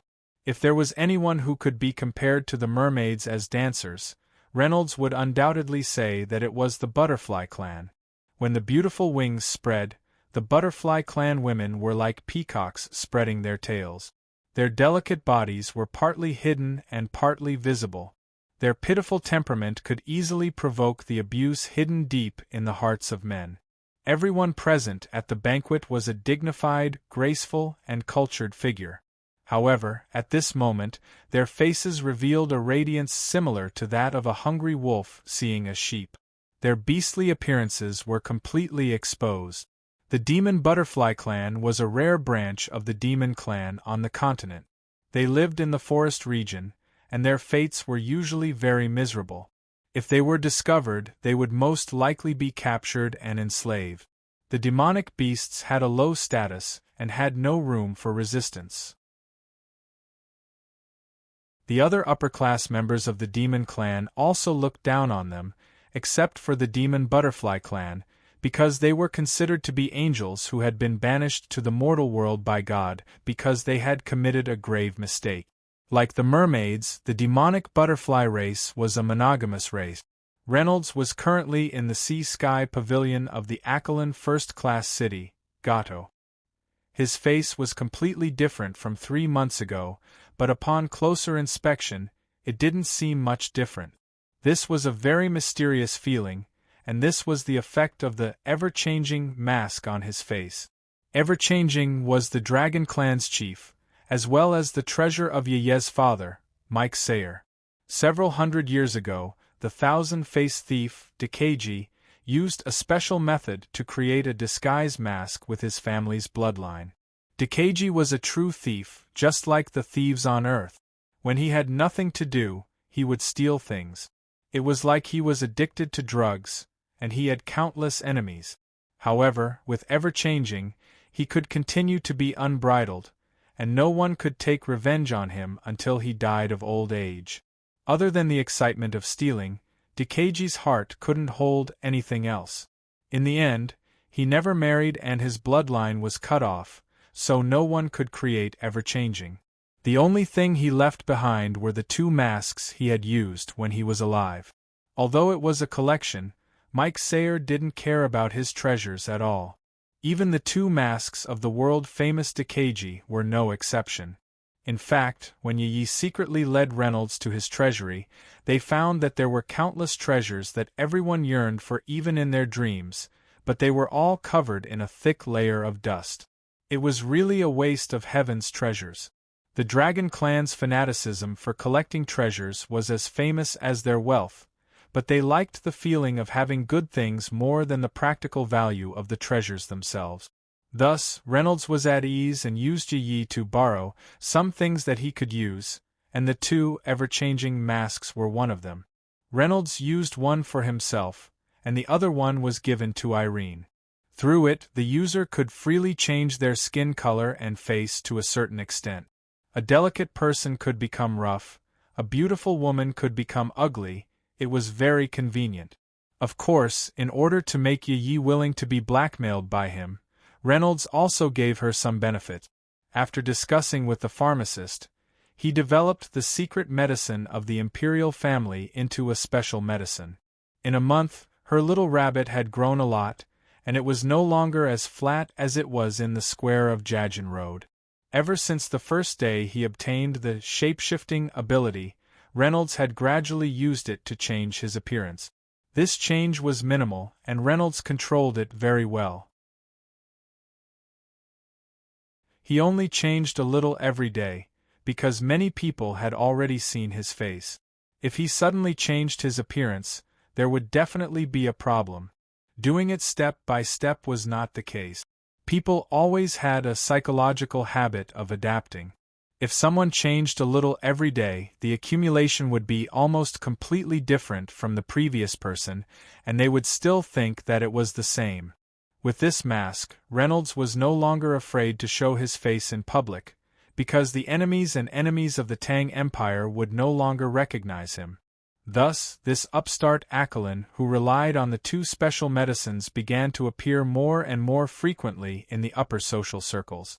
Because Reynolds wanted to study politics, he wanted to understand political struggles.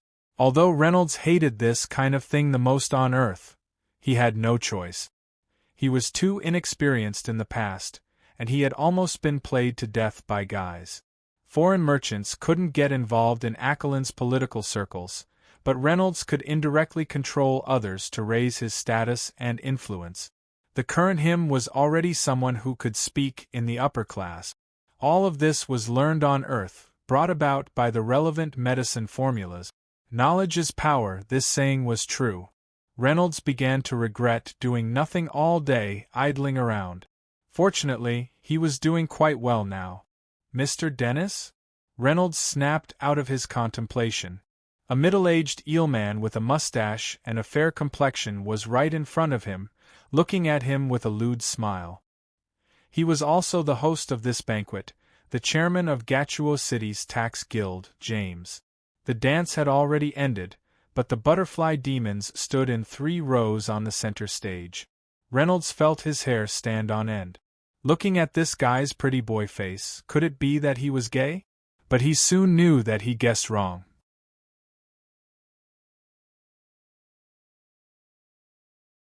Chapter 494.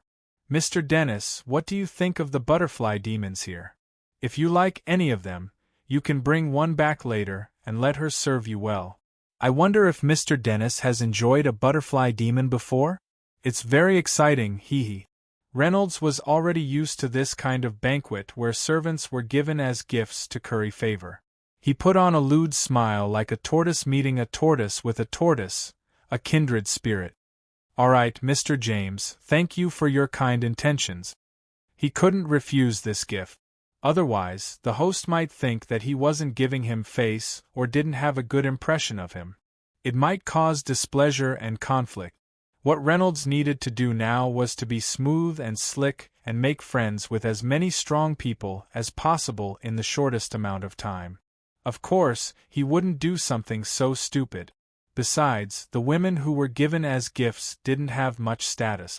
Usually, they could only be used as tools for the recipient to vent his lust. After being ravaged, they would be abandoned or ostracized. Their fates were miserable. It was better to take them for himself. At least they would be better off than falling into the hands of others. Ever since Reynolds entered the social scene, he had already received 8 servants. He didn't even need Irene to clean the house. There were also Lorna, Lisa, and Helena to do the chores themselves. Seeing that he was willing to accept, James said happily, "Mr. Dennis, all right, you can pick one. Let's see who will be lucky enough to receive your favor." Reynolds turned his gaze back to the stage and swept his gaze over the butterfly demons. They were all masked with white veils, so he couldn't see their faces clearly. This was the habit of gifting servants. It greatly increased the excitement of the lottery.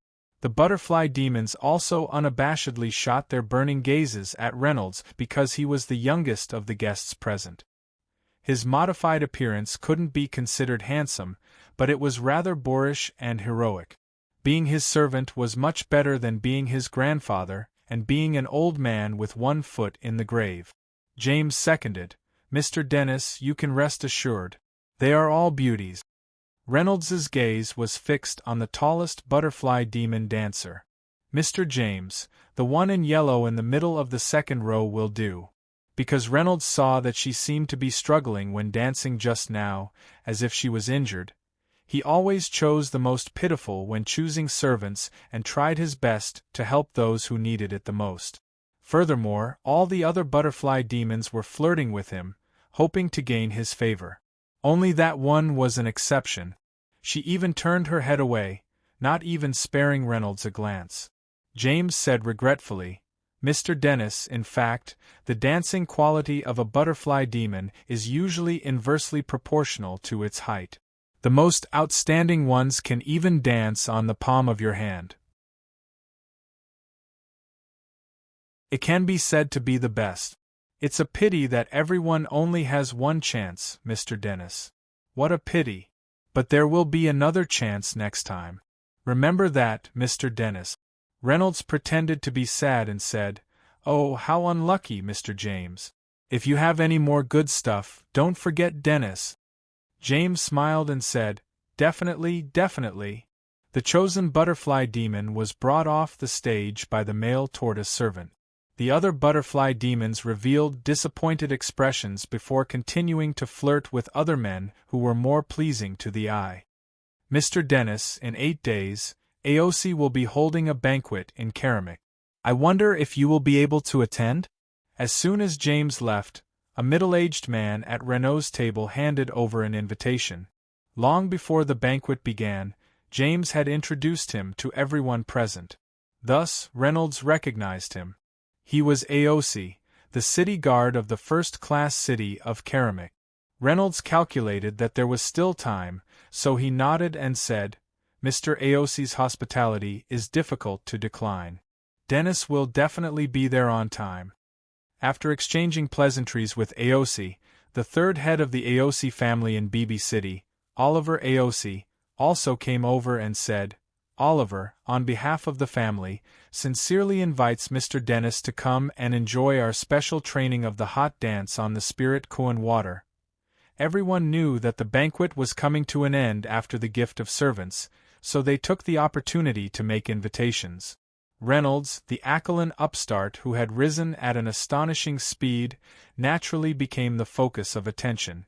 The life of a politician was usually busy and tiring. Reynolds deeply understood this. After dealing with everyone, Reynolds had just breathed a sigh of relief when a call came from behind him.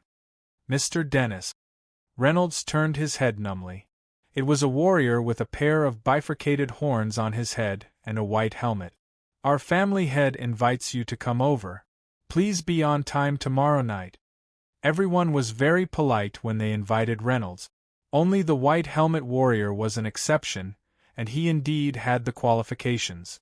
Because the person he represented was the Aquiline Island Lord, the hero-level expert, Mike Sayer. Reynolds was shocked. Could it be that Mike Sayer already knew about the matter of him knocking down Yeyez's bamboo pole? Reynolds' residence was in Gachuo City. It was called a residence because it was already big enough. It could not be compared to the dorms in Chang, an academy, or Valila's small house. It took up over 20,000 square meters. It could not be considered a supermansion, but for a merchant to obtain such a large piece of land, it was already rare. Several special medicines had brought him huge profit. Reynolds could not be compared to before. He could be said to be the person who had risen the fastest in Aquiline and the entire king's realm.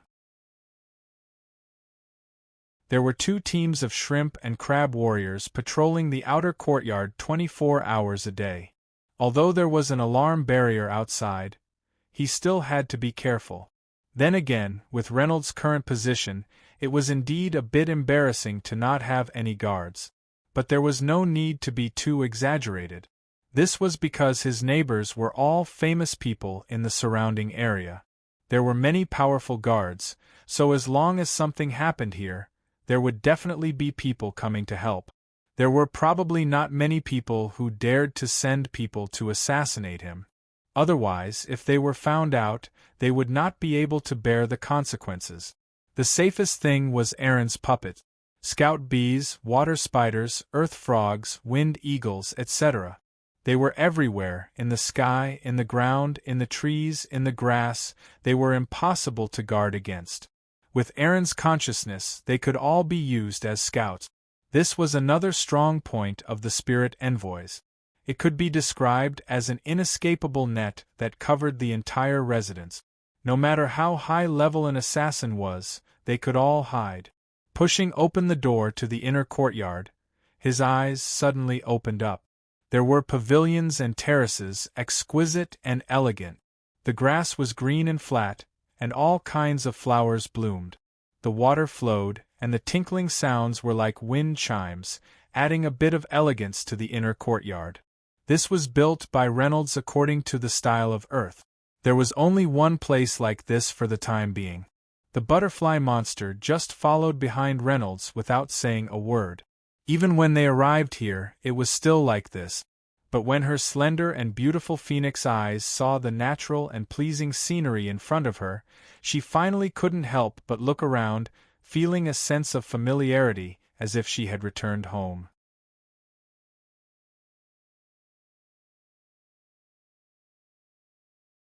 Chapter 495.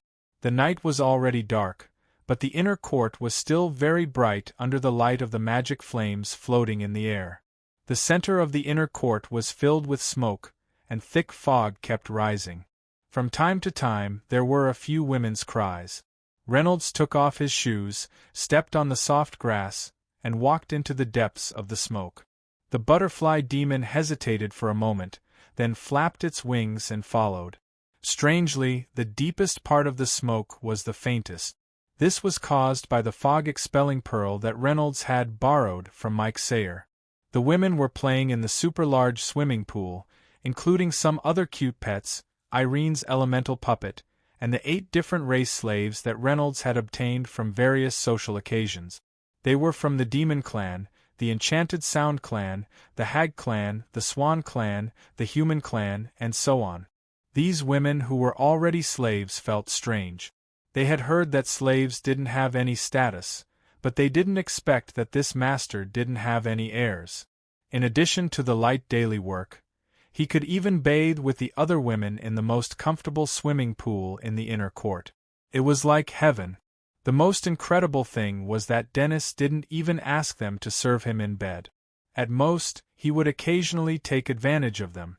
From the Swan Clan dancer who had arrived 2 months ago to the cat girl who had just arrived a few days ago, they were no exception. If they didn't know that this master started off with aphrodisiacs, they would even suspect that he had some defects. Of course, this was because Reynolds, who came from Earth, didn't have the strict concept of slaves in the world of kings, so he gave them enough freedom. Irene had already been informed by the grass leech puppet outside the pool, so she had been paying attention. When Reynolds appeared, she saw him and swam over excitedly. She raised her head and said, "Dennis, you're back?" When there were outsiders, Irene always used a pseudonym. The other women who were playing also turned around and greeted in unison to show their respect for Reynolds. Although he didn't have any heirs, the most basic etiquette of a master and a servant was still something that the women didn't dare to neglect. Reynolds laughed. "Well, you guys continue playing, don't worry about me." Splash! Irene's delicate body emerged from the water and pulled Reynolds's arm, trying to drag him into the water like a spoiled child. At this time, the shadow of the butterfly demon also became clear from the thick fog. After the girls were slightly surprised, they returned to normal. They were already used to it, it was just that they had a new companion. Reynolds crouched down and patted Irene's shoulder. "Go on, Ling. I'll be right there," Irene said obediently. "Okay, but you have to be quick, Dennis." The butterfly monster was even more surprised at the scene in front of her, because she saw that 8 of the girls had a small but very bright red shackle pattern on their wrists, just like her. That was the symbol of a servant. Wasn't it too outrageous for a servant to bathe with her master? Reynolds turned to the butterfly demon beside him and said, "Help me take off my clothes." The butterfly demon's gaze swept over him, and then she silently obeyed. Right now, she didn't have a choice at all. The outer clothes slowly flew to the grass, one by one. The butterfly demon's technique wasn't skillful, but it wasn't surprising because she had never helped a man take off his clothes before. Although the status of a servant was low, they were definitely virgins. Otherwise, it would be disrespectful to the recipient. This was very taboo in social interactions. Although she wasn't skillful, Reynolds was quickly left with only his underwear. The butterfly demon hesitated for a moment, and then reached out to take it off. Reynolds waved his hand and said, "That's enough." The other servants were disappointed.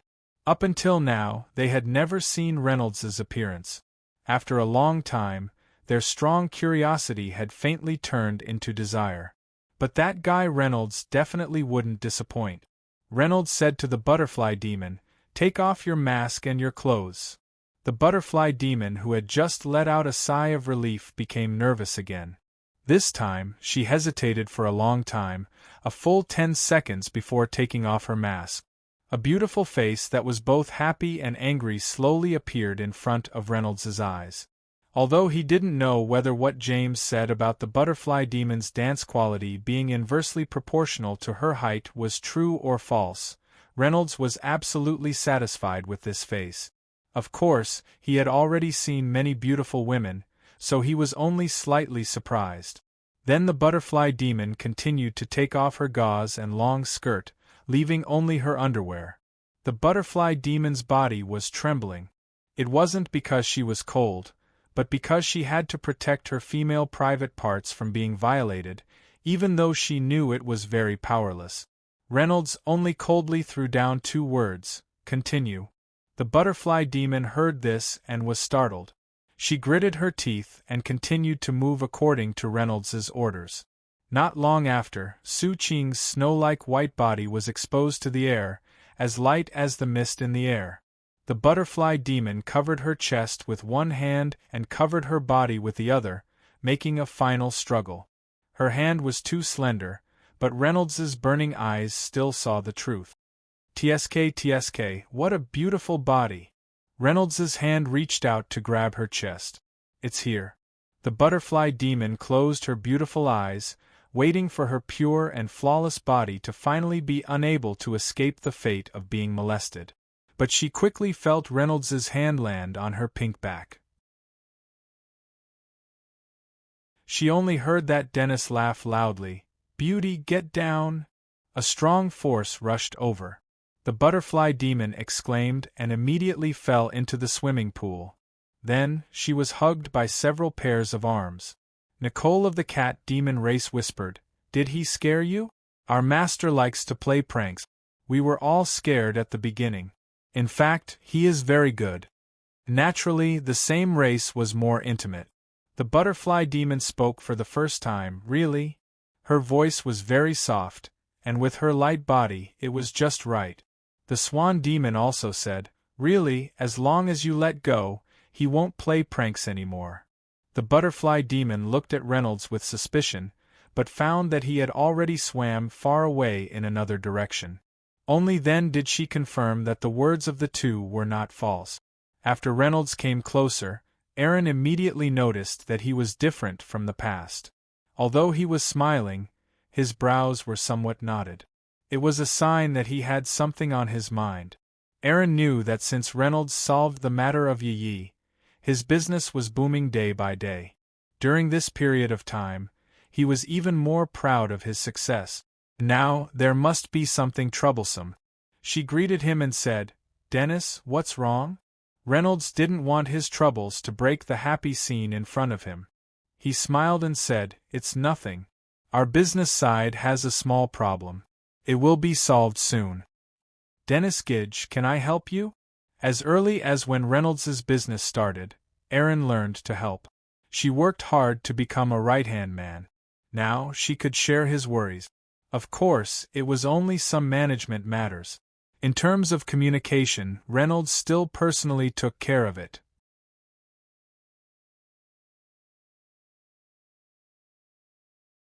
Chapter 496.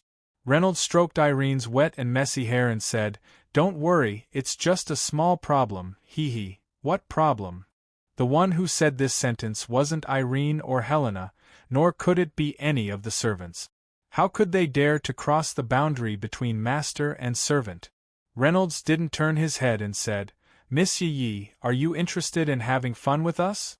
Yi came to the side of the pool at an unknown time and squatted down to look at everyone with a smile, as if she didn't notice Reynolds's naked big man. Only she could freely enter and leave Reynolds's mansion without touching the omnipresent detection network. It wasn't because of her strong martial arts, but because she had Reynolds's permission. Whether it was the guards or the elemental puppets, they all allowed her to move freely. Hearing Reynolds's teasing, Yi snorted and said, "You think I don't dare?" Reynolds smiled and said, "After all, men and women are different. If Miss Yi has something to do, please wait in the VIP hall." Reynolds didn't finish his words and closed his mouth, because he found that Yi actually began to take off her clothes. Reynolds was a little dizzy. Fuck, does this woman have no shame?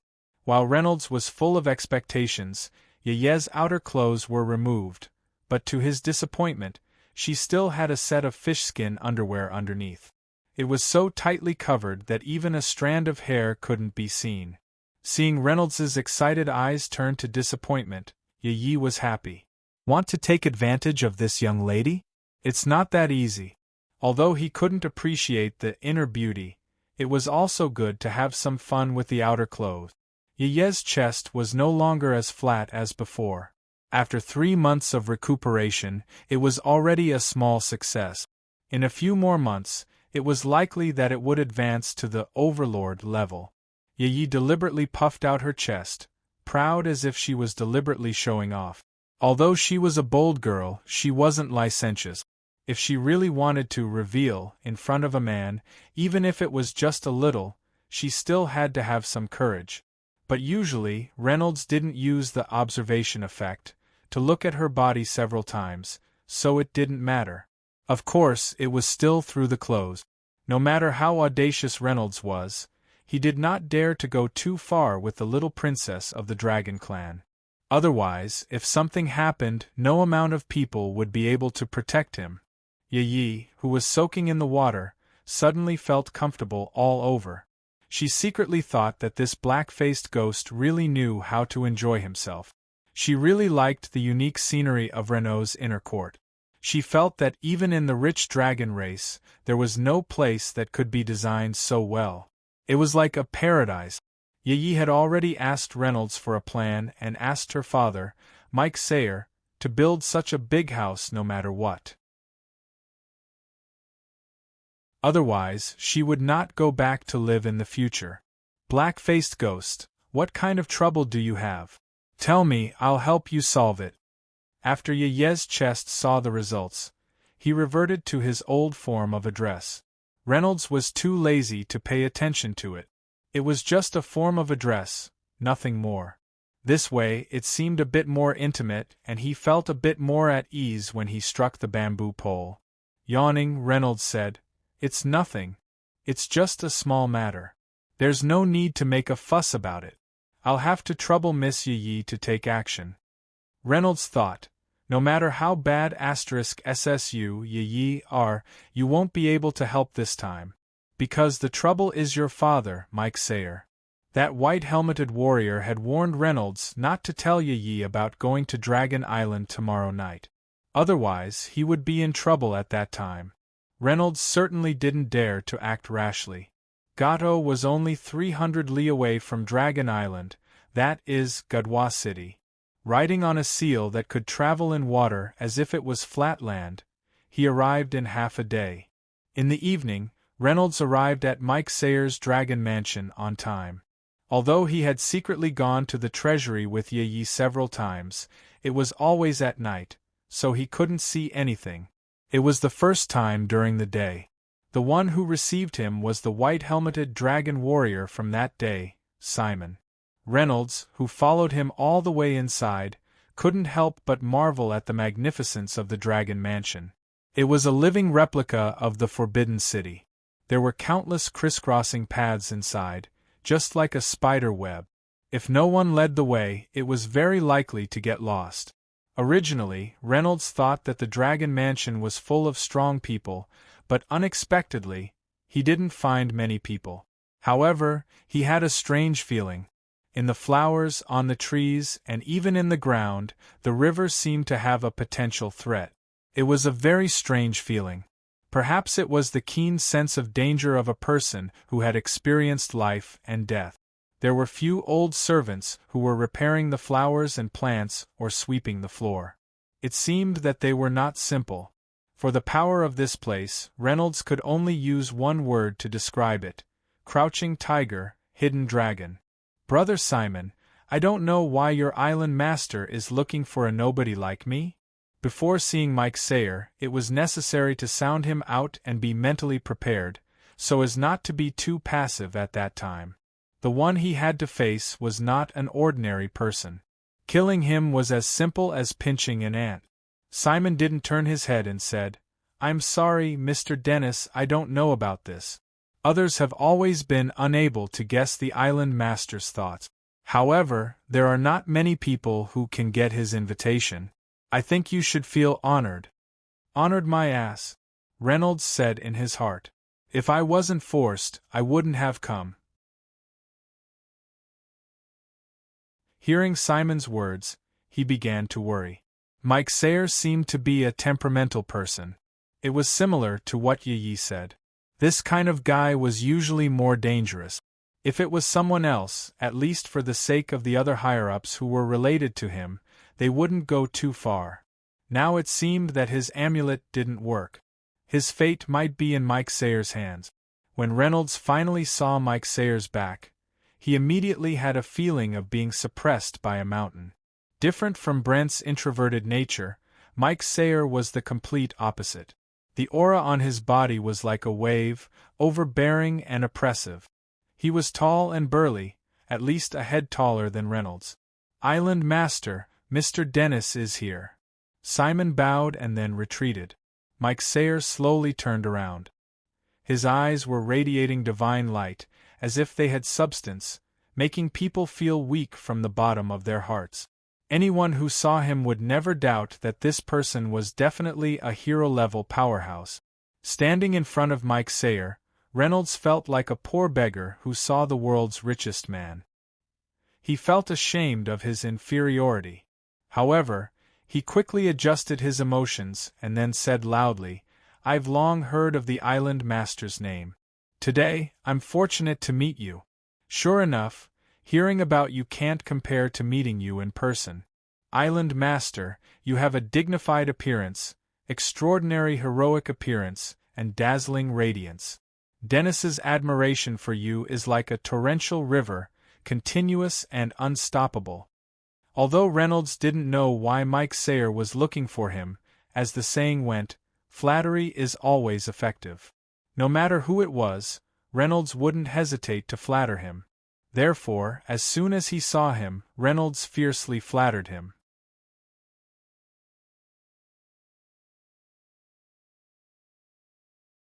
Chapter 497. Mike Sayer's dragon's might skill to exert pressure on the other side was broken, and a smile appeared on his face. "Mr. Dennis, I can guarantee that you are definitely one of the most cunning and shameless businessmen."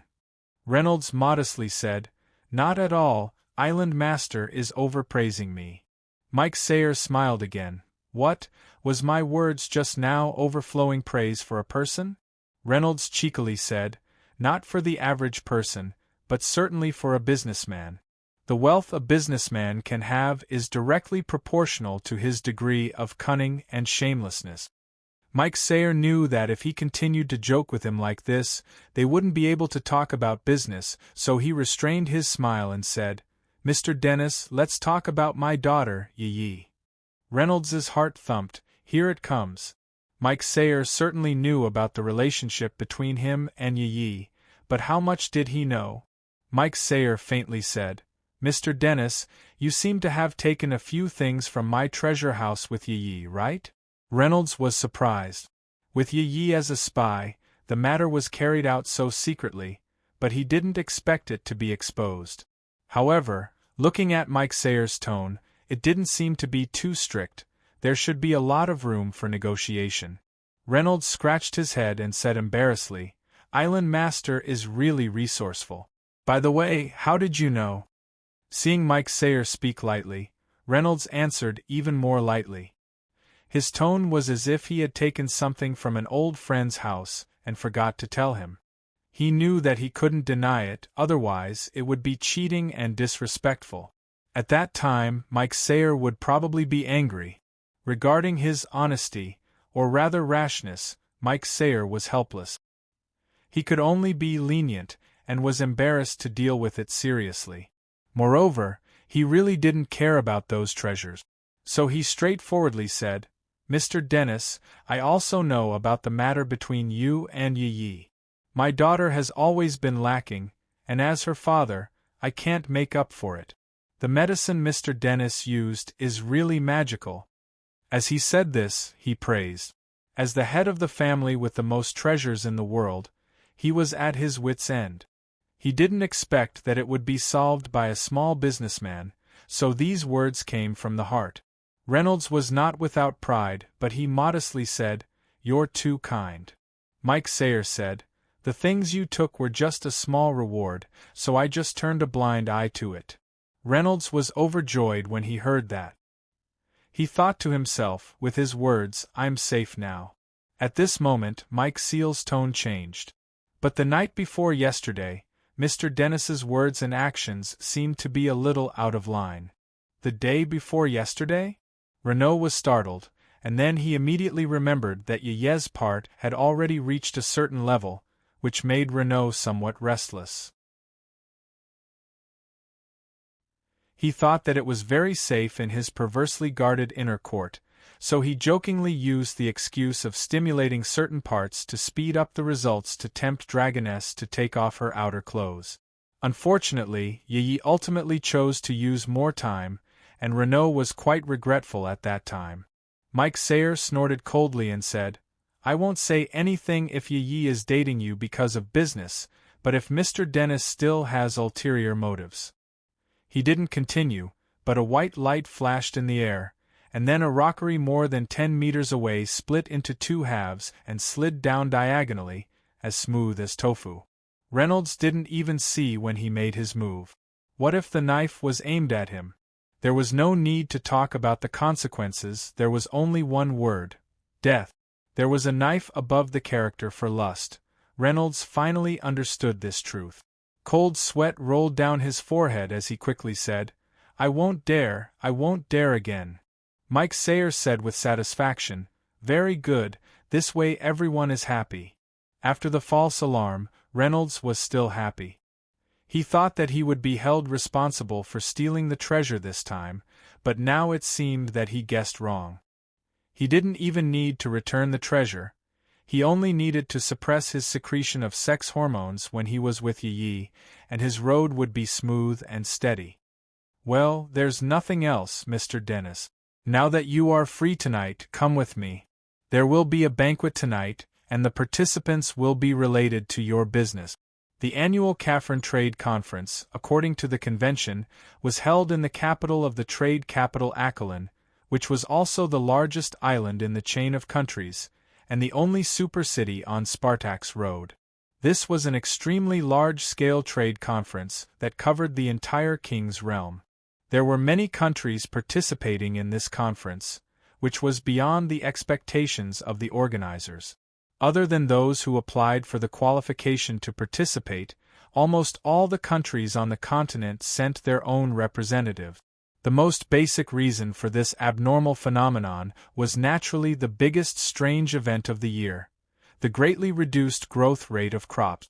Most of the countries on the continent were directly affected because of this, and some of the countries that had less land suitable for farming were even hit with a devastating blow.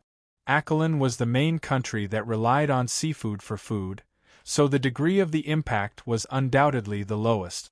Other than the basic needs of the people, they could still sell the remaining large amount of seafood, and exchange it for other needed items, especially weapons and armors to defend against the sea demon's attack, energy crystals to set up defensive barriers, and so on.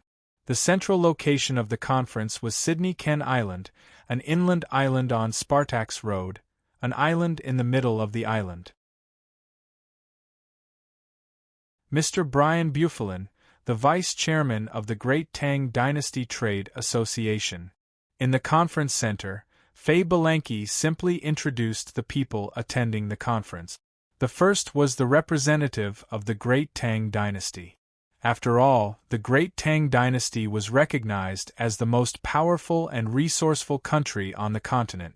In the past, the representative of the Great Tang Dynasty would always be the first to be introduced as a sign of respect. Even though the Great Tang Dynasty's strength had been weakened to a certain extent after the start of the Human Civil War, overall, its position had not been shaken. The conference center could be said to be the most important venue for the trade conference. It was different from the usual place where Reynolds would visit.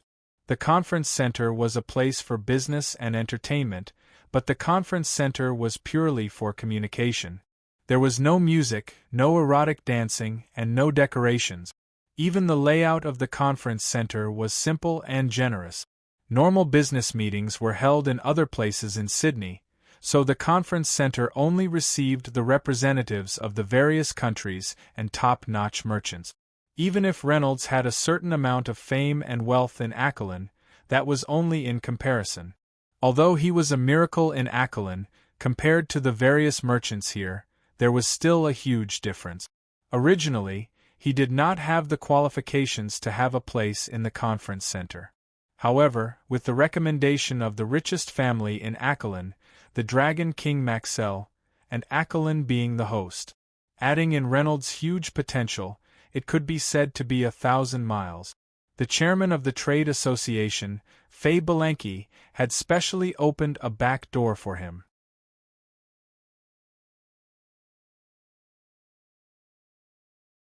Chapter 498. Brian stood up and slightly bowed his head in a salute. In addition to his outstanding business management ability, he was also a powerful magician, and his family background was strong. After all, a person like Guy's, who only relied on the level of a beginner warrior to become the president of a joint professional guild, was a rare anomaly, 1 in a billion. Phoebe Lanchi continued to read the list in his hand. Mr. Gray, I love Van, the external manager of the Mecha Empire Trade Guild. Originally, the Mecha Empire was extremely poor in terms of crops and other materials. It was only rich in ferocious magical beasts, so it couldn't stand on such a high ranking.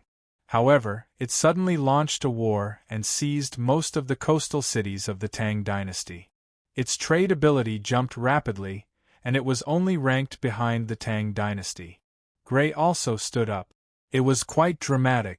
It was unknown whether it was a coincidence or a deliberate arrangement, but Brian and Gray, the two representatives of the rival empire, were actually sitting next to each other.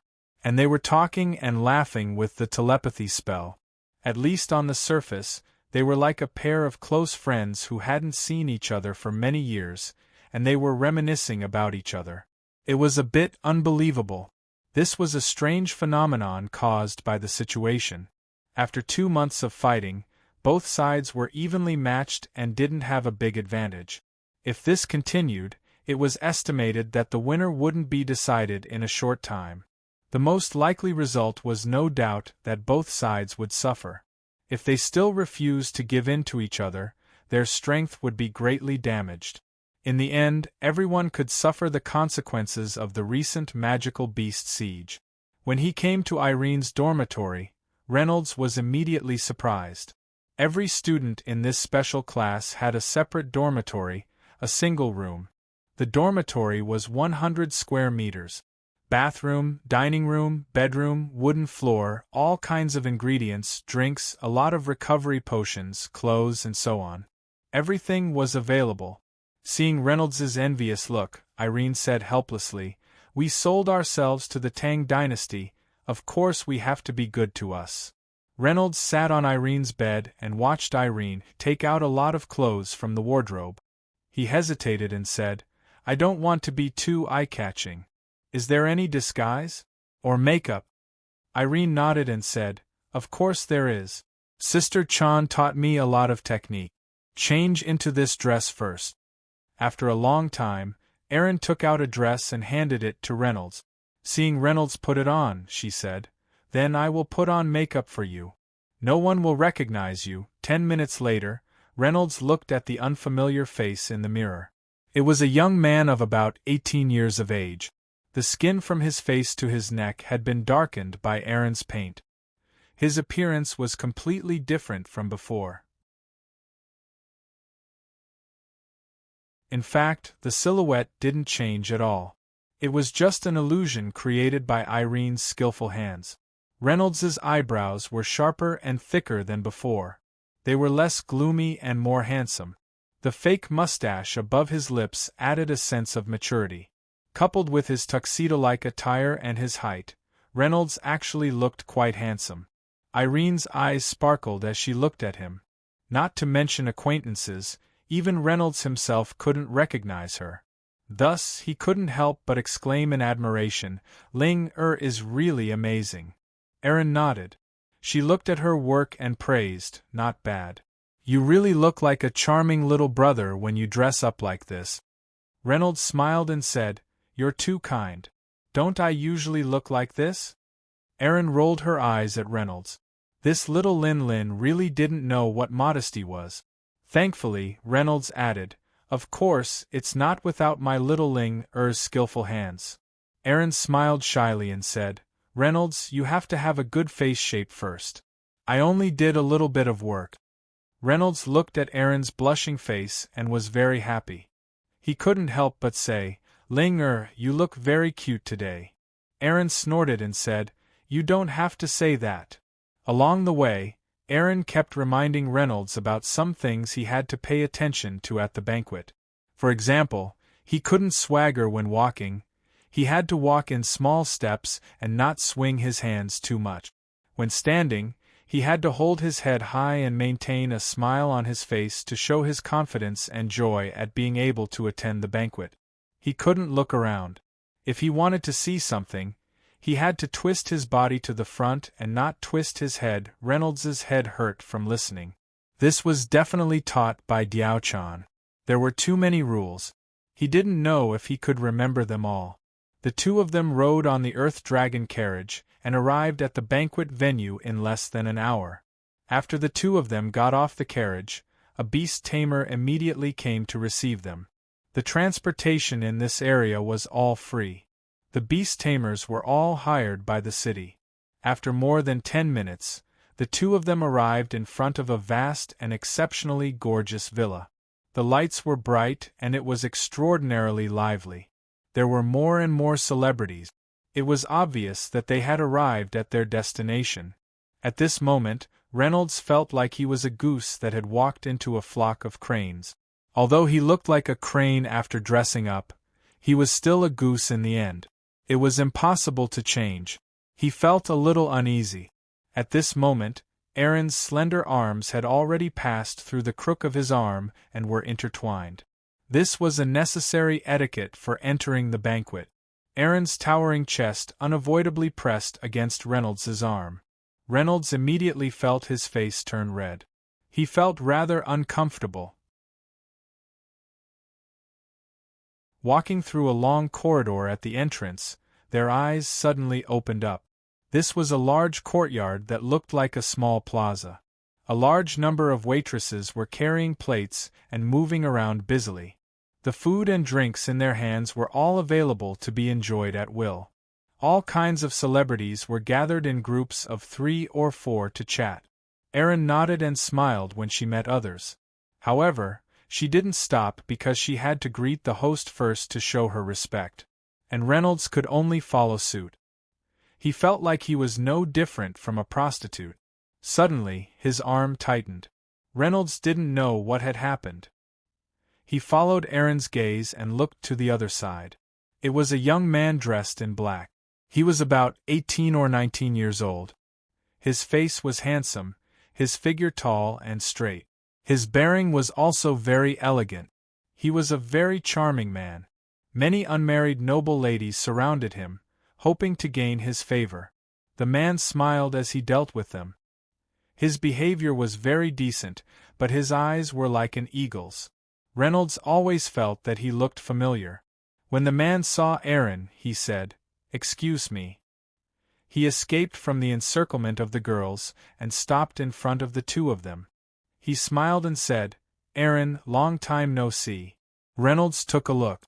Wasn't this the Knight of Leon who had knocked him unconscious with his punishment a few days ago?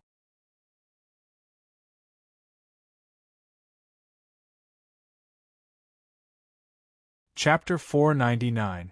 Aaron also had a smile on her face, but what she said almost made Reynolds laugh to death.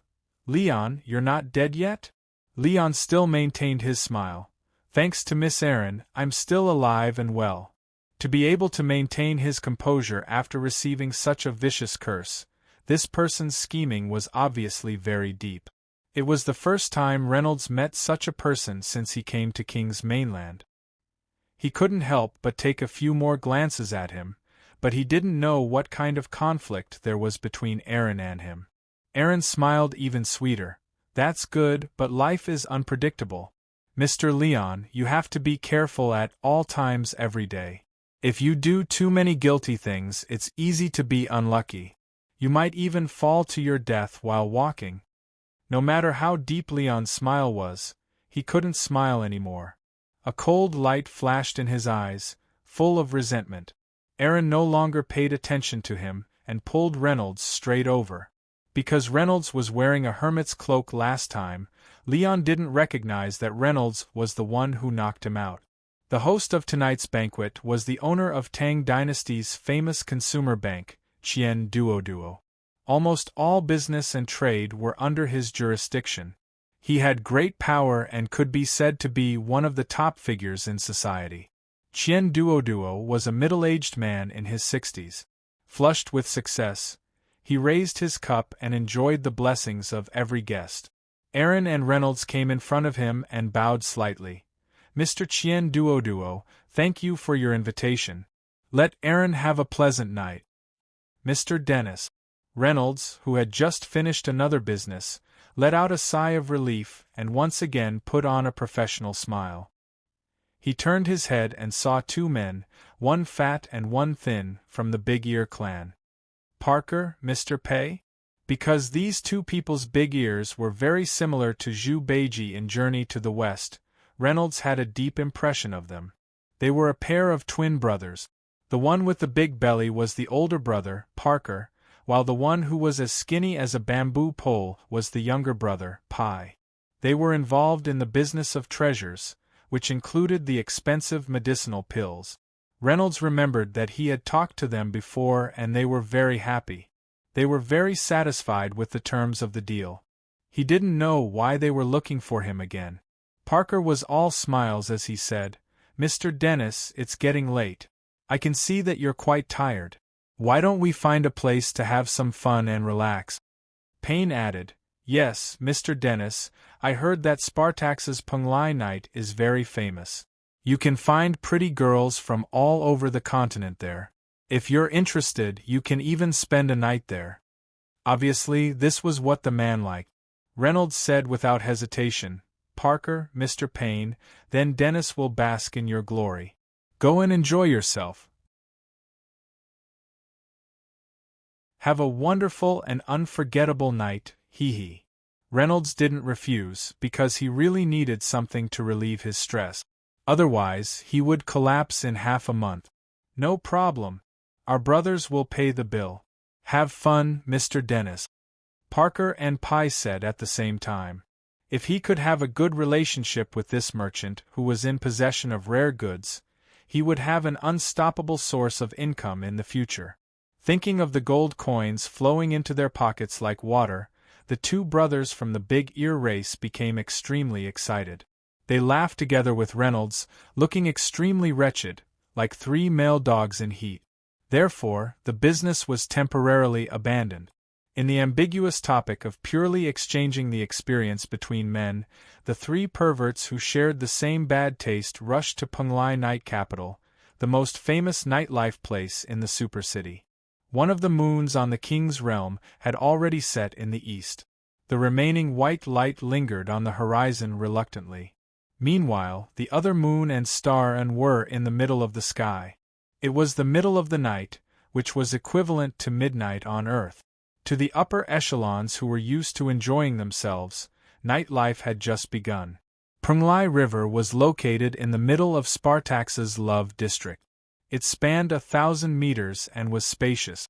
Countless flower boats of various sizes filled the river, and stars adorned the surface of the river. The river wasn't turbulent and flowed slowly. It was so peaceful that it was like an unmarried virgin. Under the moonlight it was like silk, extremely beautiful. From time to time, a few small flying fishes would jump out of the water, adding some vitality to the mirror-like river. The fresh and comfortable river breeze was mixed with the smell of beautiful women's rouge. The wonderful music of string songs and dances floated to the shore, making people's spirits rise. As soon as they reached the riverbank, a beast tamer rode a water demon to pick them up. The two brothers, Parker and Pai, had participated in the trade fair before, so they were familiar with Punglai Night Capital. They immediately said the name of a flower boat, and the beast tamer quickly commanded the water demon to swim to the place they said. Punglai Night Capital's business was extremely good on weekdays, and this night it was even more bustling. Merchants from all over the continent, other than those who had obtained the qualifications for the trade fair, also came uninvited. They brought people to Spartax's Road to look for opportunities, and this place was undoubtedly a good place to build connections. Therefore, there were countless flower boats of various sizes.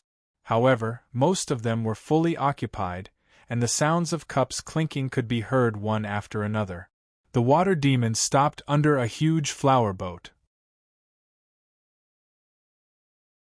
Unlike most of the other luxurious decorations that were decorated with jewelry, silk, and satin, and filled with the stench of money, this boat was more simple and elegant.